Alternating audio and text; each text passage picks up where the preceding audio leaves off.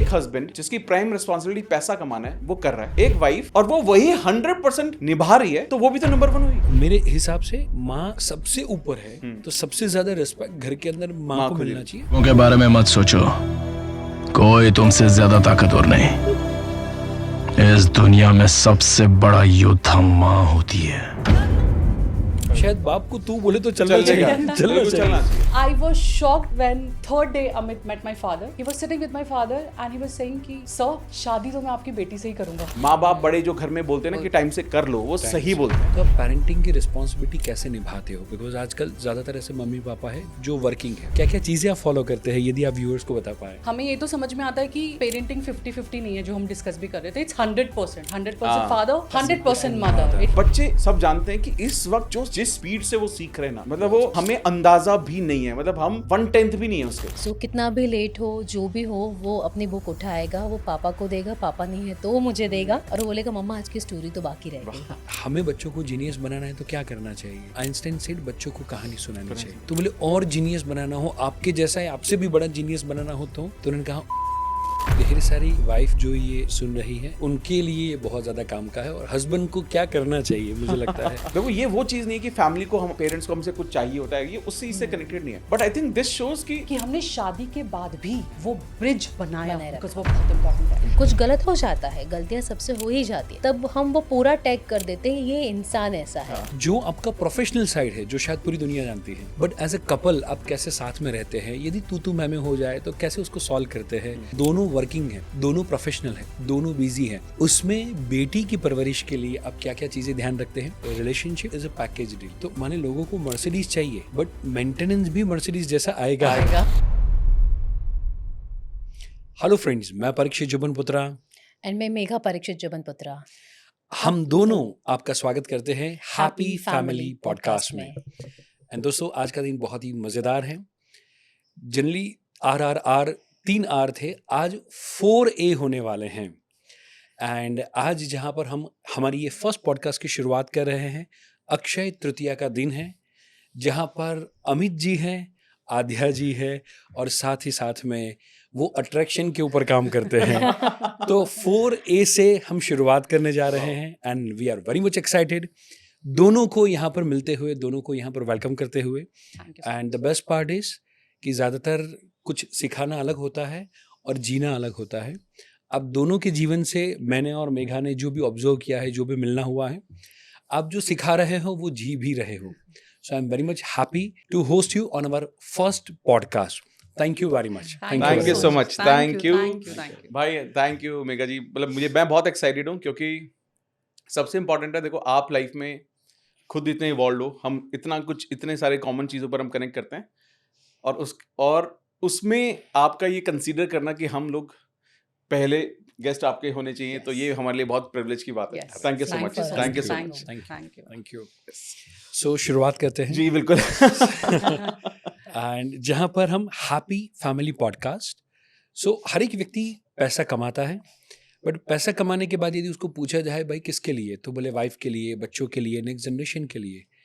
But somehow उसके साथ समय कैसे बिताता है, वो अपने साथ साथ उनको भी इवॉल्व कैसे करता है, ज़्यादातर वो जर्नी दुनिया तक नहीं आ पाती। सो हमारा ये पॉडकास्ट के माध्यम से ये गोल है कि जो आपका प्रोफेशनल साइड है जो शायद पूरी दुनिया जानती है, बट एज ए कपल आप कैसे साथ में रहते हैं, यदि तू मैं हो जाए तो कैसे उसको सॉल्व करते हैं। मे बी सास बहू के झगड़े में भी कई सदियों से चलते आ रहे हैं, उसको आप कैसे मैनेज करते हैं। और दोनों वर्किंग है, दोनों प्रोफेशनल है, दोनों बिजी है, उसमें बेटी की परवरिश के लिए आप क्या क्या चीज़ें ध्यान रखते हैं। ऐसी ढेर सारी बातों के ऊपर हम टॉपिक के ऊपर हम बात करने वाले हैं और ढेर सारे मजे करने वाले हैं। Awesome, awesome, awesome. I'm We are so excited. Excited. बताइए क्या पूछना है आप, बताइए।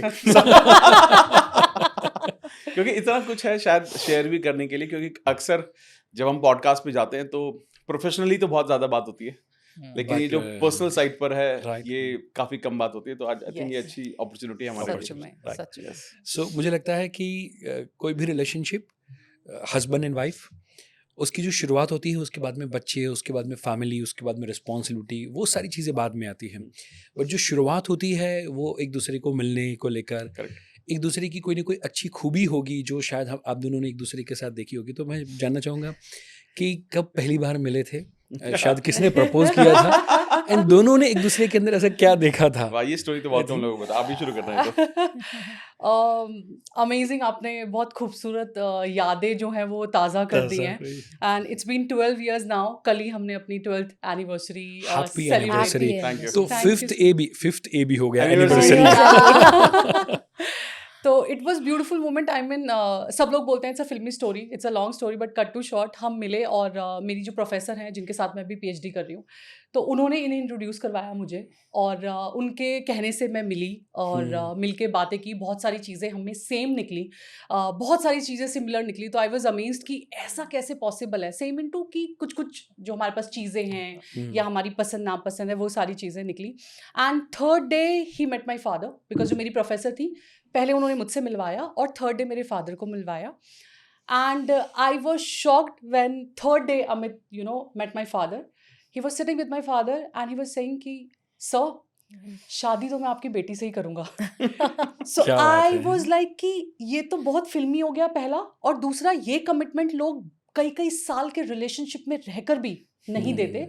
और जिस इंसान से मैं मिली हूँ, अगर उन्होंने ये डिसाइड कर लिया कि शादी करनी है, and straight away to my father, कि मेरे फादर भी सोचे कि ये पहले से इनकी या तो कुछ प्लानिंग है या कुछ है, and straight away is like मैं शादी करूँगा, आप मुझे थोड़ा वक्त दीजिए, घर में बताना है, सबकी रजामंदी लेनी है और उसके बाद हम करेंगे। सो आई थिंक आपका manifestation is more powerful. It was really powerful. And the beauty is कि जो कमिटमेंट मेरे फादर को दिया था वो शादी होने तक और आज 12 साल होने तक भी निभा रहे हैं। So that I loved about it. Excellent. That is the thing I loved about it. वाह, ये तो बहुत अच्छी बात है। So ऐसी कौन सी चीज है जहां पर आप तीसरे दिन लड़की के पापा को सीधे जाके मिले और शादी को लेकर बात करी? कौन सी वैसी क्वालिटी आपने देखी? देखिए, पहला मैं लाइफ के उस दौर में था, उस वक्त ऑलमोस्ट 12 साल पहले, मतलब I was almost I think 29 then. एक अपने ऑफिस के टूर पर था और मैं वापस आ रहा था, तो मुझे किसी फ्रेंड ने बोला कि देखो यार, तुम लड़की देख ही रहे हो और अभी कुछ फाइनल आपने ऐसा किया नहीं है, तो एक और लड़की है, देख सकते हो उसको। और जब मैं आधे को मिला तो एक्चुअली जैसे उन्होंने बताया ना कि बहुत छोटी छोटी चीज़ें मिली हमारी, और वो बहुत शॉकिंग थी। मतलब वो इतनी शॉकिंग थी कि ये, मतलब मैं आपको बयान नहीं कर पा रहा हूँ, ये कंफर्म था कि मेरे पीछे कोई तो लगाया हुआ इन्होंने, जिसने सब कुछ मेरी लाइफ को नोट किया है और इन्होंने बता दिया, इनको बताया गया और इन्होंने कहा वो तो मेरे पास ऑलरेडी है। बहुत छोटी छोटी थी, उतना मैचिंग हो रहा था। उतना मैचिंग हो रहा था। वाह वाह। मतलब आप ये सोचिए कि मेरे लेफ्ट पैर में काला धागा था, इनके लेफ्ट पैर में काला धागा था, ठीक है। मेरे को उस वक्त याद है, ट्राइपॉड होता था, छोटा ट्राइपॉड आते थे स्क्वायर वाले, एक स्टिक वाले भी आते थे। मैंने वो आज तक किसी के पास नहीं देखे मेरे अलावा, वो इनके पास था। फिर हमने जब अपनी फैमिलीज के पास गए तो फैमिली के पास देखा कि 2 ब्रदर, 2 सिस्टर, सेम 4 बच्चे हैं, 4 बहन भाई हैं, सब गवर्नमेंट स्कूल से पढ़े हुए हैं, सब सरकारी स्कूल से पढ़े हुए हैं, गवर्नमेंट स्कूल से पढ़े हुए हैं। ये सब लगा यार बड़ा वो लग रहा है, फिशी लग रहा है बहुत। सेम कहानियां सेम उसमें एक्सपायर हुई, सेम मंथ, सेम ईयर। क्या बात है। फिर हम थोड़ा और पहले गए, फिर हमने ये देखा कि आप कहाँ से हो, तो उन्होंने कहा कि हम तो यहाँ से, यूपी में एक जगह से। अब फिर मेरे को डाउट होने लगा, हम भाई बहन तो नहीं है, क्योंकि होता है गांव के। फिर मैंने कहा फिर और डिटेल में जाना, तो फिर पता चला कि थोड़ा डिस्टेंस है। फिर हमने पूछा कि आप किन, जो आपके जो कुल देवता होते हैं कौन है, सेम को पूछते हैं हम। क्या बात है। से मतलब ये बात नहीं करनी चाहिए। सो जो कहा जाता है कि 7 जन्मों का संबंध है ये शायद ये रिश्ता जो है कई जन्मों से चलता आ रहा है, मिलना अभी हुआ है। मिलना भी हुआ है। क्या मतलब बात आप ये है। सोचो, मतलब आप ये सोचो कि कोई भी वाइल्डेस्ट ऑफ द ड्रीम ये नहीं सोच सकता कि आप किसी को ऐसे मिल रहे हो, किसी के रेफरेंस से, जिनको मेरे बारे में भी नहीं पता। मैम को मेरे बारे में ज्यादा थोड़ी ना पता था। नहीं पता है। हम अब ये बात नहीं करनी चाहिए, बट कास्ट भी सेम है हमारी, तो वो ये कुछ है ही नहीं, मतलब there is no problem at all. Right. तो मैंने कहा ये ना कुछ तो फिशी है बहुत। और ऑब्वियसली फिर आप बात करते हो, समझते हो फिर चीज़ों को, तो मुझे समझ में आया कि, और आर्टिस्ट है, तो मुझे तो प्यार है आर्ट से, तो मुझे बड़ा अच्छा लगता है। मैं स्केचिंग वगैरह में थोड़ी बहुत करता था उस वक्त, तो मुझे बड़ा अच्छा लगता था आर्टिस्टिक चीज़ें, इस तरह की चीज़ें। तो फिर मुझे लगा I think this is it. So आपके ढेर सारी चीजें मिलने लगी, माने धागे से लेके सरनेम से लेके कुल देवता सब तक सब कुछ मिलने लगा। सो अभी भी सारी चीजें मिल रही है या अभी कौन कौन सी ऐसी चीजें हैं, क्योंकि ज्यादातर ऐसा होता है कि हस्बैंड एंड वाइफ जैसे मैं और मेघा भी है, तो हम भी ढेर सारी चीज़ों में अलग अलग है, और प्रकृति का वही नियम है Yes. कि ये और ये दोनों जब मिलेगा तभी 360 डिग्री होगा। Correct correct. सो अभी ऐसी कौन कौन सी चीज़ें हैं कि जहाँ पर आप अलग अलग सोचते हैं और फिर भी आप साथ में हैं? That is the beauty of love, कि जब हम डिफरेंस को भी एक्सेप्ट कर पाए। Yes. बहुत So, सारी हैं, yes. बहुत सारी, बहुत बताओ सारी। बताओ। जैसे फॉर एग्जाम्पल काम करने का जो स्टाइल है, हम्म, हमारे प्रोजेक्ट सेम होते हैं बट स्टाइल बिल्कुल अलग है दोनों बात का। है। I am a complete different I person. Think मेरा और मेघा का is also same Yes. Same. हमारे ड्रीम सेम है, हमारे हम्म। गोल सेम है, बहुत सारे प्रोजेक्ट सेम है, जो भी हम करते हैं साथ में करते हैं, बट हम्म। हमारा स्टाइल ऑफ वर्किंग बहुत अलग है और हमारी ईटिंग हैबिट्स बहुत अलग है। Right, खाने पीने की चीज़ें लेके हमारा बहुत है। अलग आई है। रियली, जैसे हम अभी शेयर कर रहे थे, I really want to try new restaurant, new food, hmm, but he is like same Haldiram पे जाके डेली छोले भटूरे खा सकते खा हैं। सकते हैं। तो ऐसी छोटी छोटी चीज़ें जो हमारे बहुत सारी इनफैक्ट जो हमें अलग है। मुझे ऐसा लगता है कि आई थिंक वो शुरू से ही मेंटेन्ड है, और क्या होता है ना कि एक the way a man thinks and the women thinks, ये हमेशा अलग होने ही वाला है, ठीक है। लेकिन मुझे द ब्यूटी इज कि मुझे पता है ये अलग होने वाला है, ठीक है। मुझे लगता है इसलिए ज्यादा अच्छी अंडरस्टैंडिंग है, क्योंकि क्या होता है कि द वे शी वर्क्स, उनको ना पूरा डेडिकेटेड होके, पूरा फोकस होके काम करने की आदत है। मुझे कुछ नहीं है, इन्हें ना एक्सपेरिमेंट करने की आदत है। मुझे लगता है क्या जरूरत है यार, सेम डिशेस खा सकता हूँ मैं, सेम खाना मैं जिंदगी भर खा सकता हूँ, मुझे कोई प्रॉब्लम नहीं है। और मुझे लगता है कि आई थिंक चीजों को हैंडल करने के तरीके भी इनके बहुत अलग है, मेरे बहुत अलग है, अलग है, ठीक है। लेकिन आपने जैसे वो बोला ना कि जब हम अपोजिट होते हैं तो एक फिर आपको कंप्लीटनेस तब मिलती है जब आप दोनों एक दूसरे के साथ होते हो, और वो कंप्लीटनेस वो तभी महसूस होती है कि यार चल यार ये तो, और हमें पता होता है कि यार ये शी इज गुड, कुछ चीजों में शी इज मच बेटर। जैसे मैं हमेशा बोलता हूँ कि हमारी बेटी है 3 साल की, तो मैं बोलता हूँ कि यार उसके अंदर ना, मतलब मुझे पता है कि मैं बार बोलता हूँ कि यार you need to be like mamma, आपको मम्मा की तरह बनना है, और I am sure she thinks the same way. लेकिन अल्टीमेटली हमें ये बार बार महसूस होता है कि यार हम इतने अलग होने के बावजूद भी ना हम बिल्कुल सेम है, और हम इतने सेम है कि अगर कोई आज के टाइम में कोई इनसे बात कर रहा है, तो ये अगर वो मुझे नहीं भी जानता है या ये नहीं जानता कि हमारा क्या कनेक्शन है, वो यही बोलेगा यार अमित हैं एक, वो बिल्कुल ऐसी बात करते हैं चाहे वो कहीं पर भी चला जाए। आई थिंक ये मुझे लगता है ये over the period of time जब हम एक दूसरे को समझने लगते हैं ना, ये स्टार्ट हो जाता है। और आई थिंक लव का एसेंस भी वही है कि जब हम एक दूसरे के डिफरेंस को एक्सेप्ट करें और रिस्पेक्ट करें। हाँ, Yes. Correct right. So I think Megha भी आई थिंक अग्री करेंगे कि मैं और मेघा भी टोटली ऑपोजिट है। स्टाफ का सिलेक्शन करना हो, काम का तरीका हो या कुछ भी, but she is totally free for her decisions and I am also totally free कि जहाँ पर मैं जो चाहूँ वो डिसीजन ले सकता हूँ, एंड हम एक दूसरे के डिफरेंस को रिस्पेक्ट करते हैं। और आई थिंक सेम चीज यहाँ पर भी Yes. पर्टिकुलरली आप Absolutely yes, करेंगे। absolutely yes. सो नाउ बिटिया जो अभी इवाना, राइट, एंड उसके आने के बाद और उसके आने के पहले क्या जीवन के अंदर डिफरेंस आया? बिकॉज ज़्यादातर पेरेंट्स नाउअडेज अभी ऐसा सोचते हैं कि हम फाइनेंशियली ग्रो कर ले, हम थोड़े सेटल हो जाए, उसके बाद में हम बच्चों का प्लान करें, एंड तब तक हम थोड़े अकेले रहते हैं। तो नाउ आपका क्या इसके अंदर एक्सपीरियंस रहा है, यदि आप कुछ शेयर कर पाए? Please share. देखो मुझे तो ऐसा लगता है कि I think we got married in 2013 और अभी 12 साल हो गए हैं, और इवाना जस्ट 3 साल की है। Right. इसका मतलब है कि हमने करीब करीब 8-9 साल के बाद हमने बेबी प्लानिंग किया।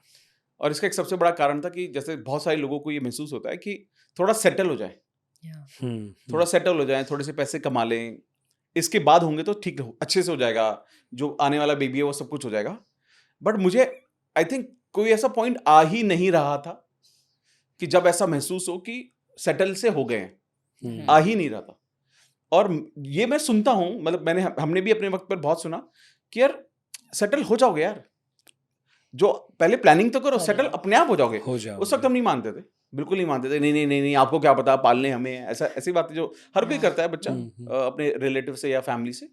लेकिन मुझे ये चीज समझ में आई जब actually we took this decision कि यार इट्स भाई थोड़े लेट हो जाएंगे, बहुत लेट हो रहा है ऑलरेडी, ठीक है। We are almost, I was almost 37-38 by then. तो मुझे लगा यार अब I think this is the time, हमें प्लान कर लेना चाहिए, बाकी जो होगा भगवान के ऊपर छोड़ते हैं, मेहनत कर ही रहे हैं, सब कुछ हो जाएगा। लेकिन जैसे ही हमने वो प्लानिंग स्टार्ट की, and I am telling you everything, सब कुछ अपने आप होता गया। और जैसे हम बात भी कर रहे थे कि जो सोल इस धरती पर आनी है, उसकी भी तो अपनी किस्मत है ना, वो अपनी किस्मत लिखवा कर आता है। और मुझे ऐसा लगा कि वो ये तक चूज करता है कि किस घर में जन्म लेना है, और जिस घर में मेरे को जन्म लेना है, मेरे को क्या फैसिलिटी चाहिए, कितना पैसा उनके पास होना चाहिए ताकि वो मुझे पाल सकें सक्सेसफुली। ये मुझे बार बार मैं बार बार महसूस करता रहा कि हम समहाउ हमारी फैमिली में हमारे अंदर इतने बदलाव आना, हमारा ग्रो करना, और हम बार बार हम दोनों बोलते थे ये बात को कि मैं ये सब ना इवाना प्लानिंग करके आई है कि अपने माँ बाप को पहले थोड़ा सा करवा दूं, मैं कुछ उनको थोड़ा सुखी कर दूं पहले, ताकि वो मेरा तो ध्यान रखें, अपना ध्यान रख नहीं पा रहे हैं, अब हमारा क्या रखेंगे। And everything after that in last 3 years, you know, I think जो ब्लेसिंग्स हमें मिली हैं in terms of personal life, in terms of family, in terms of you know जो हमने प्रोफेशनली ग्रो किया, I think if not much, we must have grown by maybe 10 times in last 3 years. 10 times of it, you know, from buying multiple houses, you know, having offices. ये कभी सोचा नहीं था, लेकिन मुझे लगता है कि ये सब इसलिए हुआ क्योंकि वो जब बच्चा आता है तो वो ब्लेसिंग लेकर आता है। तो बहुत सारे लोग जो ये सोच रहे हैं, बार बार ये सोचते हैं कि पहले प्लानिंग कर लें। मैं कहता हूँ कि प्लानिंग हो जाएगी, आप अपनी प्लानिंग करो, चीजें अपने आप हो जाएंगी, आप ज्यादा मत सोचो। और वक्त के साथ अब मैं एक्चुअली बोलता हूँ कि वक्त के साथ सब कुछ हो जाना चाहिए। माँ बाप बड़े जो घर में बोलते हैं ना कि टाइम से कर लो, वो सही बोलते हैं, वो सही बोलते हैं। 100% Actually, I think so sorry. I think I completely agree to this. और जैसे आपने बोला ना क्या चेंजेस आए हैं, what I personally feel is कि no doubt ये चेंजेस तो हैं जो विजिबल हैं, बट जो इनविजिबल चेंजेस है that is we became more mature, we became more responsible, we became parents.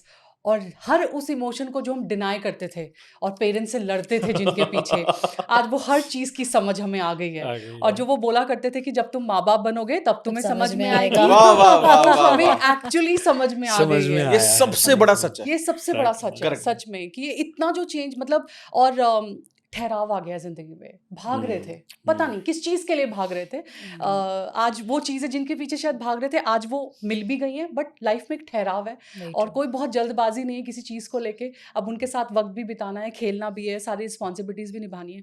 ये वो चेंजेस है जो इनविजिबल है। तो we became more responsible, more mature, और वो कि सबक मिल गया कि माँ बाप बनो तो पता चलेगा।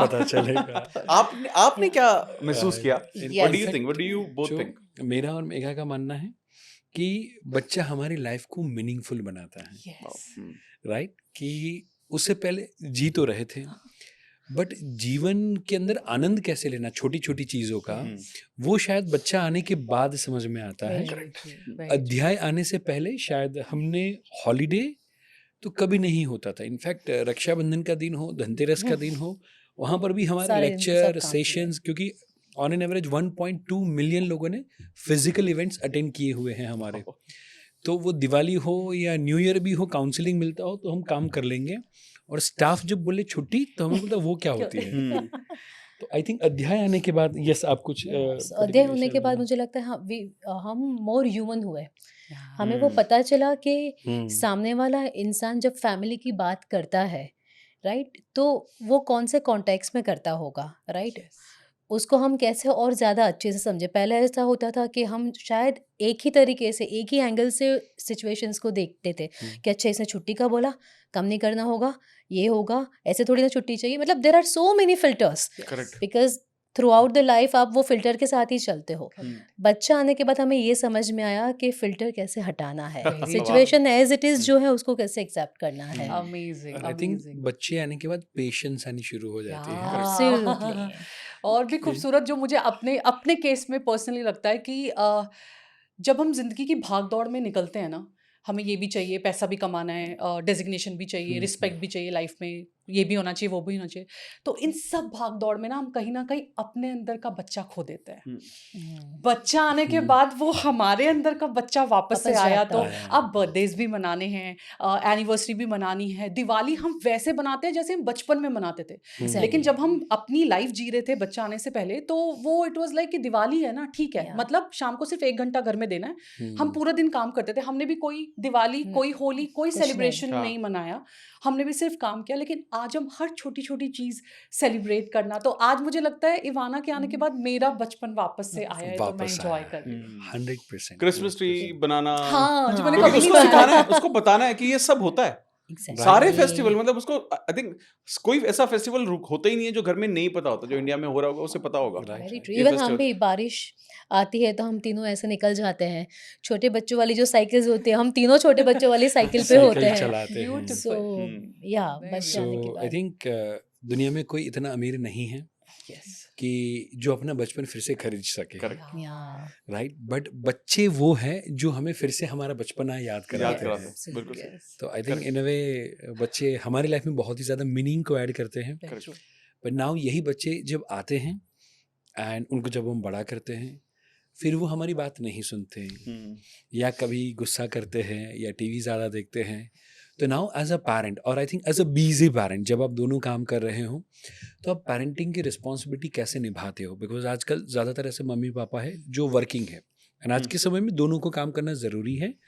फाइनेंशियली, सोशली जो टैलेंट है वो दोनों की निखर के आनी चाहिए, Correct. बट उसके साथ में पेरेंटिंग का भी रोल बैलेंस होना ज़रूरी है। Yes. करेक्ट। तो आई थिंक आपने दोनों काम ब्यूटीफुली किए हुए हैं। हम्म। तो आई थिंक उसको लेकर क्या रूल्स एंड रेगुलेशंस है, या क्या क्या चीज़ें आप फॉलो करते हैं, यदि आप व्यूअर्स को बता पाए? मैं बताऊं? Yeah. अच्छा, देखो क्या होता है कि सबसे इम्पोर्टेंट है ना, हमारे कोई रूल्स ही नहीं है। क्या वी डू बात नॉट है? Follow any Okay. रूल। और हमें ये समझ में आ गया है कि हम दोनों का जो इंडिविजुअलिटी बड़ी इंपॉर्टेंट है। अब नाउ इनका पीएचडी भी चल रहा है, और इनका मीन्स शादी के बाद, बच्चा होने के बाद आप उनको उनका सपना पूरा करने के लिए सपोर्ट पूरा कर रहे हैं। Absolutely absolutely. Excellent, excellent. और उसके साथ साथ रिलेशनशिप एक्सपर्ट है, बहुत सारे लोगों को काउंसलिंग करना होता है, सेशंस होते हैं, यूट्यूब चैनल है, ये सब चीज़ें करनी है। एट द सेम टाइम मैं हूँ, मेरा अपना law of attraction, manifestation, reader books club, बहुत सारी चीज़ें चलती रहती हैं। अब हमारा ना एक जो चीज़ हम इंश्योर करते हैं कि यार ये नहीं करते कि तुम्हारी रिस्पॉन्सिबिलिटी, ये मेरी रिस्पॉन्सिबिलिटी है। हम दोनों मिलके सारी रिस्पॉन्सिबिलिटी निभाते हैं। चलिए, अब हर बार ये कंफर्म है कि हर बार हर जगह ये नहीं हो सकती, हर बार हर जगह मैं नहीं हो सकता, और ये अनसेड रूल है हमारा। हमने आज तक अपनी अपनी बेटी को हम अकेले नहीं छोड़ते, हमेशा कोई ना कोई उनके साथ हमेशा होता है, हम दोनों में से एक। राइट। ठीक है, अगर इनको कॉलेज जाना है तो मैं इंश्योर करूंगा कि मैं घर पे होऊंगा, और मुझे कहीं जाना है तो ये इंश्योर करेंगे ये है। अब जब स्कूल है, जब उनका स्कूल चल रहा है, डे केयर चल रहा है, तब तक वो वहां पे रहते हैं। लेकिन इसके अलावा हम कभी किसी पर छोड़ा नहीं, हमने दोनों ने मिलके ही निभाया। और ये नहीं कि तुमने कम क्यों किया या मैंने ज्यादा क्यों किया, ये कभी नहीं होता। नहीं, सो आई थिंक मदरिंग नहीं, हाँ, फादरिंग नहीं, पेरेंटिंग Parenting. पेरेंटिंग कर रहे हैं। Yes. Very और ये good, ब्लेम very नहीं करते good. हम लोग हाँ. कि तुम इतना कम क्यों वक्त दे रहे हो या तुम इतना ज्यादा क्यों वक्त दे रहे हो। ये सब नहीं है, ये हमारी अंडरस्टैंडिंग है कि यार चलो ठीक है यार, मैं कई बार नहीं होऊंगा तो उस वक्त तुम संभाल लेना, और मैं हूं तो मैं संभालता हूं। तो वो बैलेंस करने की पूरी कोशिश है। और सच में मतलब मैं ये भी कहूंगा कि बैलेंस करने की भी कोशिश नहीं है, हम अपना बेस्ट दे रहे हैं। अब वो कम है ज्यादा है वो नहीं पता, बट ये पता है कि मिलके हम ठीक कर पा रहे हैं। ठीक कर है पा ना? रहे हैं। Very true, Excellent. Very true. I mean हमें ये तो समझ में आता है कि पेरेंटिंग 50-50 नहीं है, जो हम डिस्कस भी कर रहे थे। इट्स 100% हाँ. Father, 100% 100% mother. mother. It can not be 50-50, never. पर आई थिंक मदर का 100% होता है। मुझे लगता है आपके केस में जो फादर का भी 100% है, वो यदि ये एग्जाम्पल से आपकी लाइफ से यदि ढेर सारे पापा भी इन्वॉल्व होने शुरू हो जाए तो मुझे Yes. लगता है बहुत अच्छा काम बहुत हो अच्छा सकता हो है। जाएगा। And it's a common understanding between parenting की, क्योंकि 100% है, एक तो पहला ये 50-50 नहीं है, इट्स 100%। बट येस, कभी कोई दिन होगा जब फादर 70 ही दे पाएंगे, तो mother can be 130 normal, mother 30 दे पाएगी तो father can be plus add on करके। 170 बराबर। सो इट्स वेरी इंपॉर्टेंट कि हो सकता है आज he is tired, back to back podcast shoot थे या ट्रैवलिंग से आए हैं, तो he is able to give only 30%, let's से।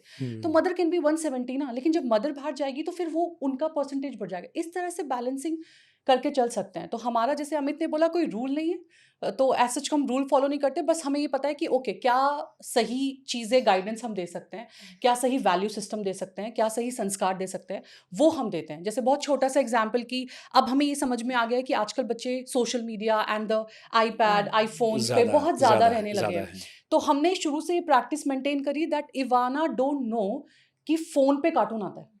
उसको ये हम्म। कॉन्सेप्ट ही नहीं पता। नहीं पता उसे है। फोन का मतलब सिर्फ ये पता है आइदर नानी नानू दादू सबसे बात करनी है, बातचीत बात करने का है, एक कॉन्सेप्ट है, उसे पता है। और दूसरा, जब वो बोर हो जाती है तो शी सेड मुझे मेरी फोटोज दिखा दो। तो कभी कभी वो अपनी खुद की मेमोरीज, बचपन की वीडियोस देखती है। वो Very देखती है। That very is good. Only thing she know about phone. तो उसको Right. नहीं पता कि खाना खाते वक्त फोन देखना देखना। है या कार्टून देखते वक्त खाना खाना सो है। ढेर सारी मदर जो कंप्लेन करती है कि मोबाइल के बिना खाना नहीं खाता बच्चा, उनको आप क्या कहना चाहेंगे? ये एफर्ट लगता है, ये no Right. Doubt it's a big effort.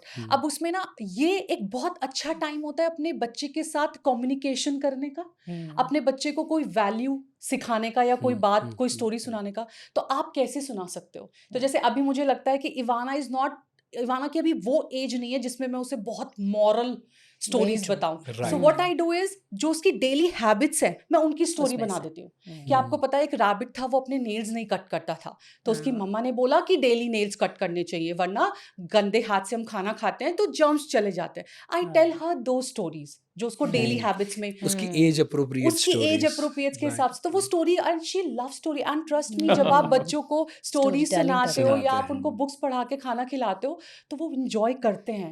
It Exactly. Just the question is, क्या हमारे पास उतना पेशेंस है? That is the only thing. क्योंकि हम ना प्रेजेंट में जी नहीं रहे। हमें है कि खाना खिलाना is not the task. Task is कि इसके बाद मेरे इतने काम पड़े। तो Exactly. प्रेजेंट में हम है ही नहीं। नहीं। प्रेजेंट शुड बी कि ओके 30 मिनट्स में खाएगा, हो सकता है 45 मिनट्स भी ले ले खाना खाने में, but 45 minutes I have the opportunity to to teach connect something, with the child, to connect with the child. Excellent. कोई चीज को करेक्ट करना है, कोई उसने हैबिट कोई गलत की है तो उसको करेक्ट कर सकते हैं, कोई नई स्टोरी बना सकते हैं, उससे सुन सकते हैं कि उसका क्या थॉट प्रोसेस है। सो आई थिंक मम्मी या पापा जो मोबाइल के साथ या टीवी के साथ बच्चों को खाना खिला देते हैं और उसके बाद में करेक्ट करने के लिए दूसरा टाइम निकालते हैं, वो भी 30 मिनट 40 मिनट निकालना तो पड़ता ही है। Yes. So I think this is the best idea कि क्यों ना हम फूड एंड स्टोरी या फूड एंड एडवाइस को हम कंबाइन करें एंड पॉजिटिव वे में वो हम उसके साथ टाइम स्पेंड करें। Yes. एक्सीलेंट। इसके अलावा यस आप कुछ मैं बस ये ऐड कर रहा था कि क्या होता है ना कि जब आप अपने बच्चे के साथ वो टाइम स्पेंड कर रहे हो, वो टाइम एक्चुअली बहुत क्रूशियल है। नॉर्मली क्या होता है कि आप ना बहुत सारा वक्त बिता नहीं पाते हो, अपने काम में भी लगे हो, बहुत सारी चीजें कर रहे हो, लेकिन जब आप उसके साथ 100% रहते हो ना, तो आज के टाइम में हम अपने जैसे मॉड्यूल्स में सिखाते हैं माइंडफुलनेस प्रैक्टिस करो, जिसमें हम लोगों को क्या सिखा रहे हैं, लोगों को हम सिखा रहे हैं एक वक्त पर एक काम करना चाहिए, मल्टीटास्किंग नहीं करनी चाहिए। हम अपना पीछा छुड़ाने के लिए उनको फोन देते हैं। और मैं आप ये देखिएगा, जब आप बच्चा फोन देखता है ना, वो बिना च्यू करे खाता है। वो 15 मिनट में खाना खा लेगा। लोग लगता है यार जल्दी खा लेता है खाना, अरे वो ढंग से नहीं खा रहा है। आज भी इवाना अगर खाना खाएगी तो आधा घंटा के आसपास होता है, आधा पौना घंटा लगता है खाने में। एक्चुअली वो चाहिए 32 टाइम्स वो च्यू करना पड़ेगा। हाँ। और उसके बाद मैंने एक चीज समझी कि बच्चों के साथ ना आपका जब आप टाइम स्पेंड करते हो तो आपका पेशेंस बढ़ता है बहुत ज्यादा। और ये मैंने एक्सपीरियंस किया कि जब अभी तो इवाना थोड़ी सी बड़ी है, 3 साल की हो गई है, मतलब आप 1 साल पहले आप समझ लीजिए वो गोद में ही सोती थी। जब आप किसी बच्चे को इम्पेशेंट होकर सुलाने की कोशिश करते हो कभी नहीं सोता। लेकिन हाँ, दे कैन सेंस इट। लेकिन जब आप बिल्कुल सरेंडर कर देते हो वो गोद में और आपके माइंड में कुछ नहीं चल रहा है कि मुझे भागना है, मुझे जाना है, कुछ नहीं चल रहा, कुछ नहीं, वो आराम से सोता है। तो वो मुझे उससे बहुत ज्यादा चीजें समझ में आई, बहुत सारी चीजें समझ में आई कि यार कि बच्चों के साथ पेशेंस रखना कितना जरूरी है। और कई बार ये मुझे लगता है कि आज लोगों को लग रहा है कि फोन यूज करना, फोन के बिना नहीं मानते। मैं आपको बता रहा हूँ कि आज से चेंज कर दो। अनकंफर्टेबल होगा, डिफिकल्ट होगा, लेकिन वो हो जाएगा। क्योंकि क्या होता है, जैसे अब इवाना आज वो बोलती है कि शाम के थोड़ा वक्त होता है जब वो टीवी देखती है, तो वो बोलती है पापा मम्मा प्लीज टीवी ऑन कर दो। तो हम उसको ऑन करके दे देते हैं, कोई वो नहीं है, रेसिस्टेंस नहीं है या कुछ ऐसा कि नहीं कभी टीवी नहीं, बिल्कुल उसका टाइम फिक्स है, वो टीवी देखेगी, फिक्स टाइम, ठीक है। लेकिन जैसे खाना आएगा, अब उसको हमने नया सिखाना क्या शुरू किया कि जब हम खाना खाएंगे बेटा टीवी ऑफ मत करो, टीवी को पॉज करो। वो टीवी पहले क्या करती है, टीवी बंद करते थे तो नहीं टीवी देखना है, खाना खाना है टीवी, अब वो टीवी पॉज करती है अपने आप और फिर आराम से बैठ के खाना खाती है। तो मुझे लगता है अभी कुछ भी सिखा दो आप उसको, और कुछ गलत हैबिट हो गई है तो कोई बात नहीं, ठीक करते हैं ना, थोड़ा मुश्किल होगा। मुझे लगता है कि लोगों को ये भी डर है कि यार ये फिर ना थोड़ा दिन खराब होंगे, मुश्किल 10 दिन ये रोएगा या 15 दिन परेशान करेगा। पेशेंस रख के ही बच्चों को सिखाना पड़ेगा। राइट और बच्चे मतलब वो खैर सब जानते हैं कि इस वक्त जिस स्पीड से वो सीख रहे हैं ना, बहुत ज्यादा, मतलब बहुत वो ज्यादा हमें अंदाजा भी नहीं है, मतलब हम 1/10 भी नहीं है उसके। इतनी क्विकली वो चीज मैं जब बाहर जाता हूँ तो गाड़ी में बैठे होते हैं, तो मैंने उसको एक दिन ऐसे ही बोल दिया कि रेड लाइट पर खड़े होते कि देखो बेटा, रेड होती है ना तो गाड़ी रोकते हैं और ग्रीन होती है तो गाड़ी चलाते हैं। वेरी नेक्स्ट डे उसने ग्रीन देखी, लेफ्ट वाली किसी दूसरे वाले का ग्रीन देख लिया, पापा इधर ग्रीन है चलो ना। तो मैं ये सोचा था कि कितना लाइट वे में वो सिखाया, वो सीख गए। तो यानी कि आज के टाइम में मैं उसे हर चीज सिखाता हूँ। वो पॉडकास्ट में जब मैं पॉडकास्ट चेक कर रहा हूँ तो वो कई बार गोद में आके बैठ जाती है, तो मैं बोलता हूँ देखो ये इस बारे में बात करें। मुझे उसे कुछ नहीं समझ में आ रहा होगा, लेकिन मुझे पता है उसका सबकॉन्शियस सुन रहा है Absolutely. और उसे मैं गोद में बिठा के रखता हूँ, पॉडकास्ट चेक कर रहा हूँ तो। Right law of attraction, manifestation, positivity, किताबें। अब ये सोचिए कि आज मतलब हमारी इतनी बड़ी लाइब्रेरी है, we got I think 1500-2000 books है हमारे घर में। Yes. ठीक है, एक शेल्फ सबसे नीचे वाला जो शेल्फ है उसका है, और वो बाय डिफॉल्ट वहां कर बैठती है, किताबें निकालती है, पढ़ती है। सो 3 साल की है। राइट वो सिर्फ उसने देख कर। I think more than advice, जो एनवायरनमेंट है घर हाँ। का, उससे बच्चे इमीडिएटली सीख सीखते जाते हैं। हैं। इवन हमने भी Immediately. रात को देखो स्टोरी टेलिंग की आदत डाली है कि वो जब भी सोएगा उसका एक कॉर्नर है जहाँ पे उसकी सारी बुक्स Books रखी है। हुई है। वाह। सो कितना भी लेट हो, जो भी हो, वो अपनी बुक उठाएगा, वो पापा को देगा, पापा नहीं है तो वो मुझे देगा और वो बोलेगा मम्मा आज की स्टोरी तो बाकी रह गई। Same. सो अभी same. रामायण अभी चल रामायण रहा चल है। रहे हैं उसमें। उसमें 151 स्टोरीज रामायण की Okay. हैं। तो सपोज 40 स्टोरी पे है, तो now next day he will remember and he will ask 41 से शुरू करना है। Yeah. वाह, That's beautiful. amazing. Yeah. And वो कहेगा कि 60 तक जाना है। वो हमें पहले टारगेट देगा।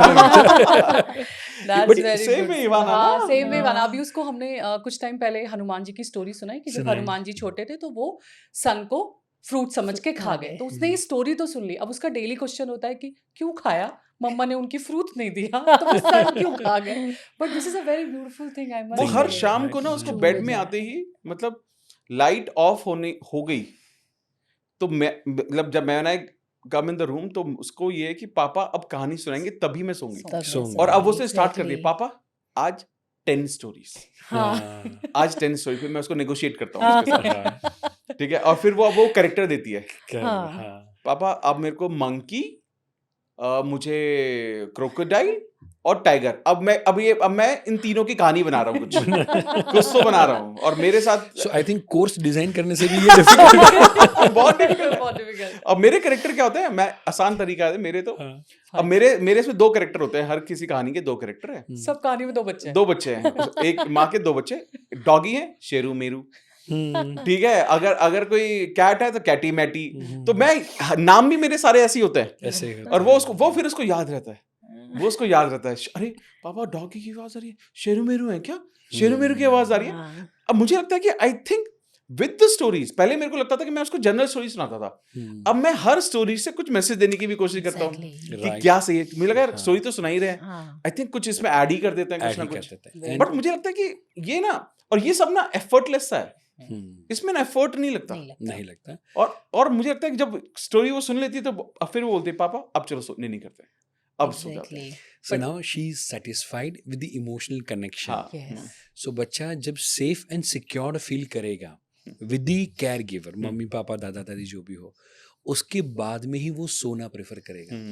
नाउ एक मदर फादर जो वो बच्चे को डराते हैं, तू नहीं सोएगी तो ये हो जाएगा, वो हो जाएगा, भूत आ जाएगा ये सब, वगैरह वगैरह, हाँ। तो वो बच्चा भी सो रहा है, right, out of fear, right. जैसे Yeah. हमारे कुछ लोग हैं जो उनकी डॉटर को उस तरीके से डरा के या ऐसे पीछे से ऐसे करके आवाज़ करेंगे एंड बोली देख कुछ आ जाएगा, जल्दी सो जा, वैसा करके उसको जब सुलाया है, नाउ सबकॉन्शियस माइंड के अंदर फियर है, एंड वो फियर के साथ जब वो सोएगा। बेटा जब बच्चा सो रहा है, नेक्स्ट डे मॉर्निंग के अंदर नाउ दे आर कंप्लेनिंग कि वो अच्छे से उठती नहीं है, उठने के बाद बच्चा क्रैंकी है, वो जिद करता है, तो वो सीड यदि वो गया हुआ है Wow. तो जो आएगा वो आएगा। इसलिए मुझे आई थिंक बेस्ट तरीका लगता है कि बच्चे को हम कंफर्ट कर दें, हाँ वेरी रिलैक्स एंड सेफ करें, हम्म, उसके बाद में सुलाएं। एंड जिसमें आपने जो कहा स्टोरी टेलिंग, हम्म, आइंस्टाइन को पर्टिकुलरली पूछा गया था, शायद आपको पता हो, हाँ। कि हमें बच्चों को जीनियस बनाना है तो क्या करना चाहिए। तो पत्रकार ने पूछा तो ही वाज लाइक कुछ बड़ी बड़ी बातें बोलेंगे। आइंस्टाइन सेड बच्चों को कहानी सुनानी चाहिए। उसको समझ में नहीं आया तो बोले और जीनियस बनाना हो, आपके जैसा है, आपसे भी बड़ा जीनियस बनाना हो तो उन्होंने कहा और कहानी सुनानी चाहिए। इसलिए देखिए ना, आज Very के true. वक्त में स्टोरी टेलिंग को सबसे बड़ी स्किल कहा गया Yes. करंटली। Currently. Yeah. सबसे Very बड़ी true. Story Yes. टेलिंग। अगर किसी को कहानियां सुनाना आता है ना, वो दुनिया पे राज कर सकता है, किसी भी फील्ड में हो। 100%। बट आई मस्ट से कि अमित की एज अ फादर स्टोरीज भी बहुत इवॉल्व Evolve हो गई है। बहुत अच्छी हो गई। I remember Ivana was 6 months old, 6 or 7 months old, and उस टाइम तो बच्चे क्रॉल भी नहीं करते, वो जस्ट बेड पर होते हैं। And she was crying literally and I was something, कुछ तो मैं I was doing something and I said, रात का वक्त था एंड आई सेड, उस टाइम पे हम ज़्यादातर वो बनाते थे, बुक समरीज हम बनाते थे ज़्यादातर। तो अभी तो पॉडकास्ट स्टार्ट हो गया, Readers Book readers Club. Books हाँ, क्लब Readers के Book बुक Club समरीज के ज़्यादा, अंदर. मतलब बुक्स बारीकी. पढ़ना, समरीज बनाना ज़्यादा होता था। So she was 6-7 months old and she was crying. I was working on something. I said, Amit, please इसको चुप करा दो ना, मैं कुछ काम कर रही हूँ। तो अमित आया, अमित said, अच्छा बेटा मैं आपको एक कहानी, and she was crying, बेटा मैं आपको एक कहानी सुनाता हूँ। एक महात्मा बुद्ध थे, उन्होंने कहा था कि इंसान अपने दुखों का कारण खुद से होता है। मैं कहा, हाँ, वो समझ गई क्या स्टोरी है। So now Amit is evolved as a father. Amit की स्टोरी अच्छी अमित होती की है, story ट्विंस अच्छी होते हैं हर स्टोरी में, बट स्टोरीज अच्छी होती है। Yes. She was crying and he said, अपने दुखों का कारण इंसान खुद होता है। ये खुद महात्मा होता है। बुद्ध ने बोला। मैं कहा, ठीक है। ये बात Yeah. सुन के आपको दुख हुआ? और एक और सबसे इम्पोर्टेंट, फिर उसके बाद जो ये तो फर्स्ट फेज था, हाँ, सेकंड फेज था, मेरे हर कहानी में वो कुछ खाने की बात हो रही है। हाँ, every time. कि दो हाथी थे, वो खाना खाने जा रहे थे, दो चूहे थे, वो खाना खा के उनका पेट खराब। मैं हर चीज में, फिर उन्होंने बोला क्या तुम्हारी हर कहानी में खाना था? मैंने कहा क्योंकि मेरी कहानी में खाने हैं। मेरी कहानी। क्योंकि मेरे फिर मैंने और चेंज किया। मैं स्टोरी राइटर हूँ। Yes. एक्सीलेंट। और आई थिंक ढेर सारे जो पेरेंट्स ये अभी एपिसोड एंजॉय कर रहे हैं, नॉट सुन रहे हैं बट एंजॉय कर रहे हैं, आई थिंक वो सभी पेरेंट अग्री करेंगे कि बच्चों के साथ स्टोरी टेलिंग करना, Yes. उनके साथ घोड़ा खेलना, आई थिंक वो लाइफ के बेस्ट मोमेंट्स हैं। करेक्ट। एंड आई थिंक ऐसा कोई मोमेंट जो डॉटर के साथ आपका यादगार हो, वैसे यदि आप कुछ शेयर करना चाहें। और बच्चे बहुत ज़्यादा समझदार हैं।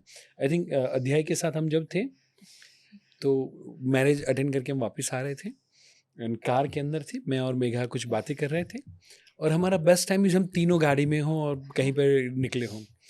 तो अध्याय पीछे बैठ के शायद चॉकलेट या समथिंग हाँ। कुछ खा रहा था। तो फिर आप कहेंगे तो ज़्यादा अच्छा रहेगा। सो हम लोगों ने ऑलरेडी आइसक्रीम वगैरह उसने ज़्यादा खा लिया था, तो हमें ऐसा था कि रात का टाइम है, अभी चॉकलेट नहीं खाए तो ज़्यादा अच्छा है। और उसके पास कुछ चॉकलेट्स पड़ी थी और वो डिक्की में एकदम जो पीछे की लास्ट सीट होती है वहाँ जाके बैठ गया था। सो आई आस्क्ड हिम, मतलब बेटा आपने कुछ खाया, चॉकलेट खाया? तो वो उसने कुछ जवाब नहीं दिया। मैंने बोला ठीक है कोई बात नहीं, आई ट्रस्ट यू, राइट? तो भी उसने कोई जवाब नहीं दिया। फिर मैंने उसको कहा कि मुझे बेटा भगवान सब कुछ देखता मतलब है। भगवान सब कुछ देखता है, राइट? हम जो भी करते हैं भगवान होता है, वो सब कुछ देखता होता है। तो इसीलिए मुझे तुम पे ट्रस्ट है कि नहीं तुम, तो फिर बोले भगवान को पूछ लो। मुझे तुम पे ट्रस्ट है। तो बोले इतना भी ट्रस्ट मत करो, तुम भगवान से ही कंफर्म कर लो पहले। नहीं थोड़ा सा वो हुआ। हाँ। फिर जब कहा आई थिंक एक मिनट, मैंने बोला आप सच बोल रहे हो, भगवान सब कुछ देख रहा है, नहीं बोले तो भगवान को ही पूछ लो। तो मेघा से कि नहीं मुझे तुम पे पूरा भरोसा भरोसा है। है। हाँ, देन ही रिप्लाइड कि नहीं भगवान पे भी थोड़ा थोड़ा भरोसा भरोसा रखना चाहिए। Superb. So, बच्चों के साथ ऐसी कोई ना कोई इंसिडेंट आपकी रही होगी इवाना के साथ something? हाँ, मेरे को लगता है वैसे तो हर रोज कुछ ना हर कुछ रोज create कुछ होता ना है। कुछ हर होता रोज। है। मतलब मेरे को एक बड़ा इमोशनल पार्ट याद है, जो मैंने आई थिंक एक दो जगह शेयर भी किया, कि मैं इवाना थोड़ा वॉक ही करने लगी थी, और उसको प्ले स्कूल में हमने डाला, तो स्टेयर्स होती हैं, Yeah. तो स्टेयर्स में मैं उसको आई थिंक मैं उसको लेकर आ रहा था, है ना। तो अब सोचो ऑलमोस्ट बच्चा 2 साल का होने, अब 2 साल हो गए, तो 2 साल तो आप उसको गोदी में ले जा रहे हो ना, हाँ, या आप वो चल भी रहा है तो आपने उसका हाथ पकड़ा हुआ हाथ है। पकड़ के। हाँ। तो उसने मुझे लिटरली अजीब सा मोमेंट था वो, जब मैं उसको ला रहा हूँ, वो स्टेज से उतर रही है, उसने मुझे बोला, पापा आप मेरा हाथ मत पकड़ो, मैं खुद चलूंगी। और उस वक्त मतलब आई थिंक ये मोमेंट तो बड़ा अच्छा है, चलो बच्चा खुद चल रहा है, लेकिन मैं घर आके रोया आध्या के सामने। Yes. तो आई कुड फील, मेरे को ना उस दिन पहली बार ये महसूस हुआ कि कैसे ना जो माँ बाप के लिए बच्चे सब कुछ हो जाते हैं। हाँ. पहले नहीं समझता था मैं, उस दिन से पहले मैं नहीं समझता था राइट कि मैं देखता था ना कि यार कि माँ बाप बच्चों के लिए क्यों पागल होते हैं यार, छोड़ो ना उनको, जीने दो। लेकिन उस दिन मेरे को समझ में आया कि जो ये बच्चों का मोह क्या होता है। Very true. कि सोचो 2 साल की बेटी है, उसने बस इतना बोल दिया मुझे, और उस वक्त मुझे रियलाइज हुआ कि यार कि वक्त के साथ धीरे धीरे जब वो बड़ी होगी तो वो चली जाएगी एक दिन। सोचो वो 2 साल की, मैं ये सोच रहा हूँ उस वक्त, कि जब शादी और मैं आई डोंट नो मैं उससे पहले कब रोया होऊंगा। आई थिंक मेरी मदर गई तब मैं रोया होऊंगा, और उसके बाद मैं तब रोया आधे के सामने, और आधे मुझे चुप करा दिया, यार क्या रो रहे तुम। और बल्कि लेकिन मेरे लिए बड़ा, मैं आज अभी भी वो फीलिंग मेरे अंदर है कि कितना वो, लेकिन वो बहुत वो था कि मतलब वो फीलिंग ऑफ कि आप जब आप बच्चे आपके होते हैं ना, तो मतलब कैसे वो आपका हिस्सा होते हैं। और उस वक्त वो जो बोलते हैं ना कि माँ बाप बोलते हैं कि बेटा जब तुम माँ बाप बन जाओगे ना, कुछ चीजें तुम समझ पाओगे, तब समझ पाओ, तब चीज समझ में आती है कि सही बोलते हैं माँ बाप। 100%। हम उस वक्त बिल्कुल नहीं सोचते, और हमें लगता है अरे छोड़ो ना, हम तो ऐसे नहीं बनेंगे, है ना। हर माँ बाप एक ही होते हैं, उनका मोह बच्चों के साथ कभी खत्म नहीं हो सकता, चाहे 1 हो चाहे 10 हो, कभी मोह नहीं खत्म होता। नहीं हो सकता। और वो but I think over the period of time अब थोड़ा थोड़ा सेटल हो गया चीजें, बट हाँ ये मोमेंट मेरे लिए बड़ा इम्पोर्टेंट था।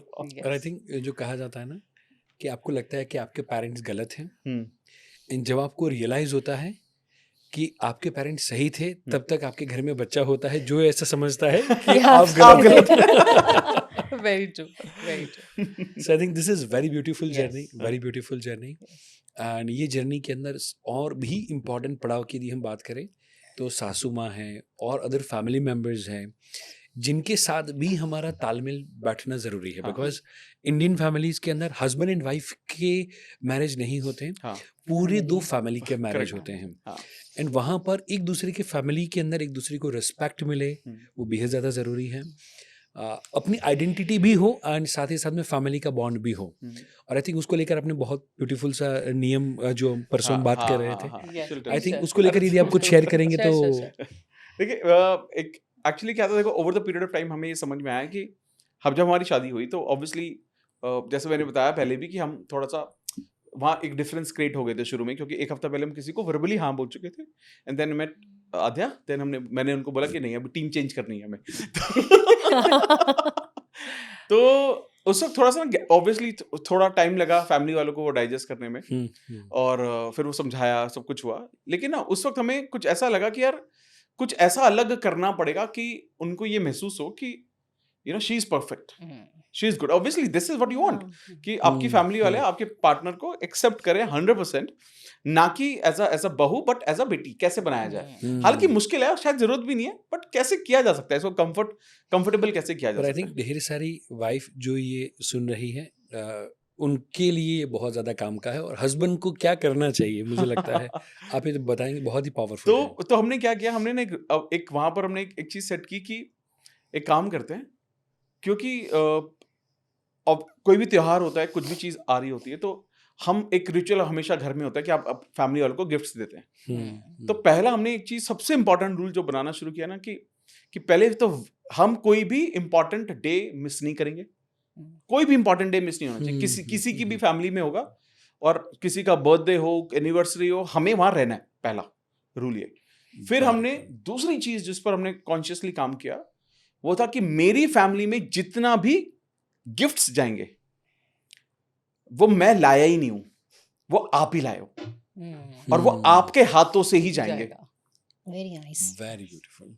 और कोशिश हम ये करते थे कि वो चीज होगी जो उनकी फेवरेट होगी, और इन्होंने ही चूज किया होगा, चाहे वो किसी ने भी लाया हो, चाहे कोई भी खरीद के लाया। ये रूल हमने ऐसा फॉलो करना शुरू किया कि इनकी फैमिली में मेरे हाथ से जाएगा और मेरी फैमिली में इनके हाथ से जाएगा। और मैं सच में कहना चाहता हूं, ये ऐसा काम किया हमारे लिए।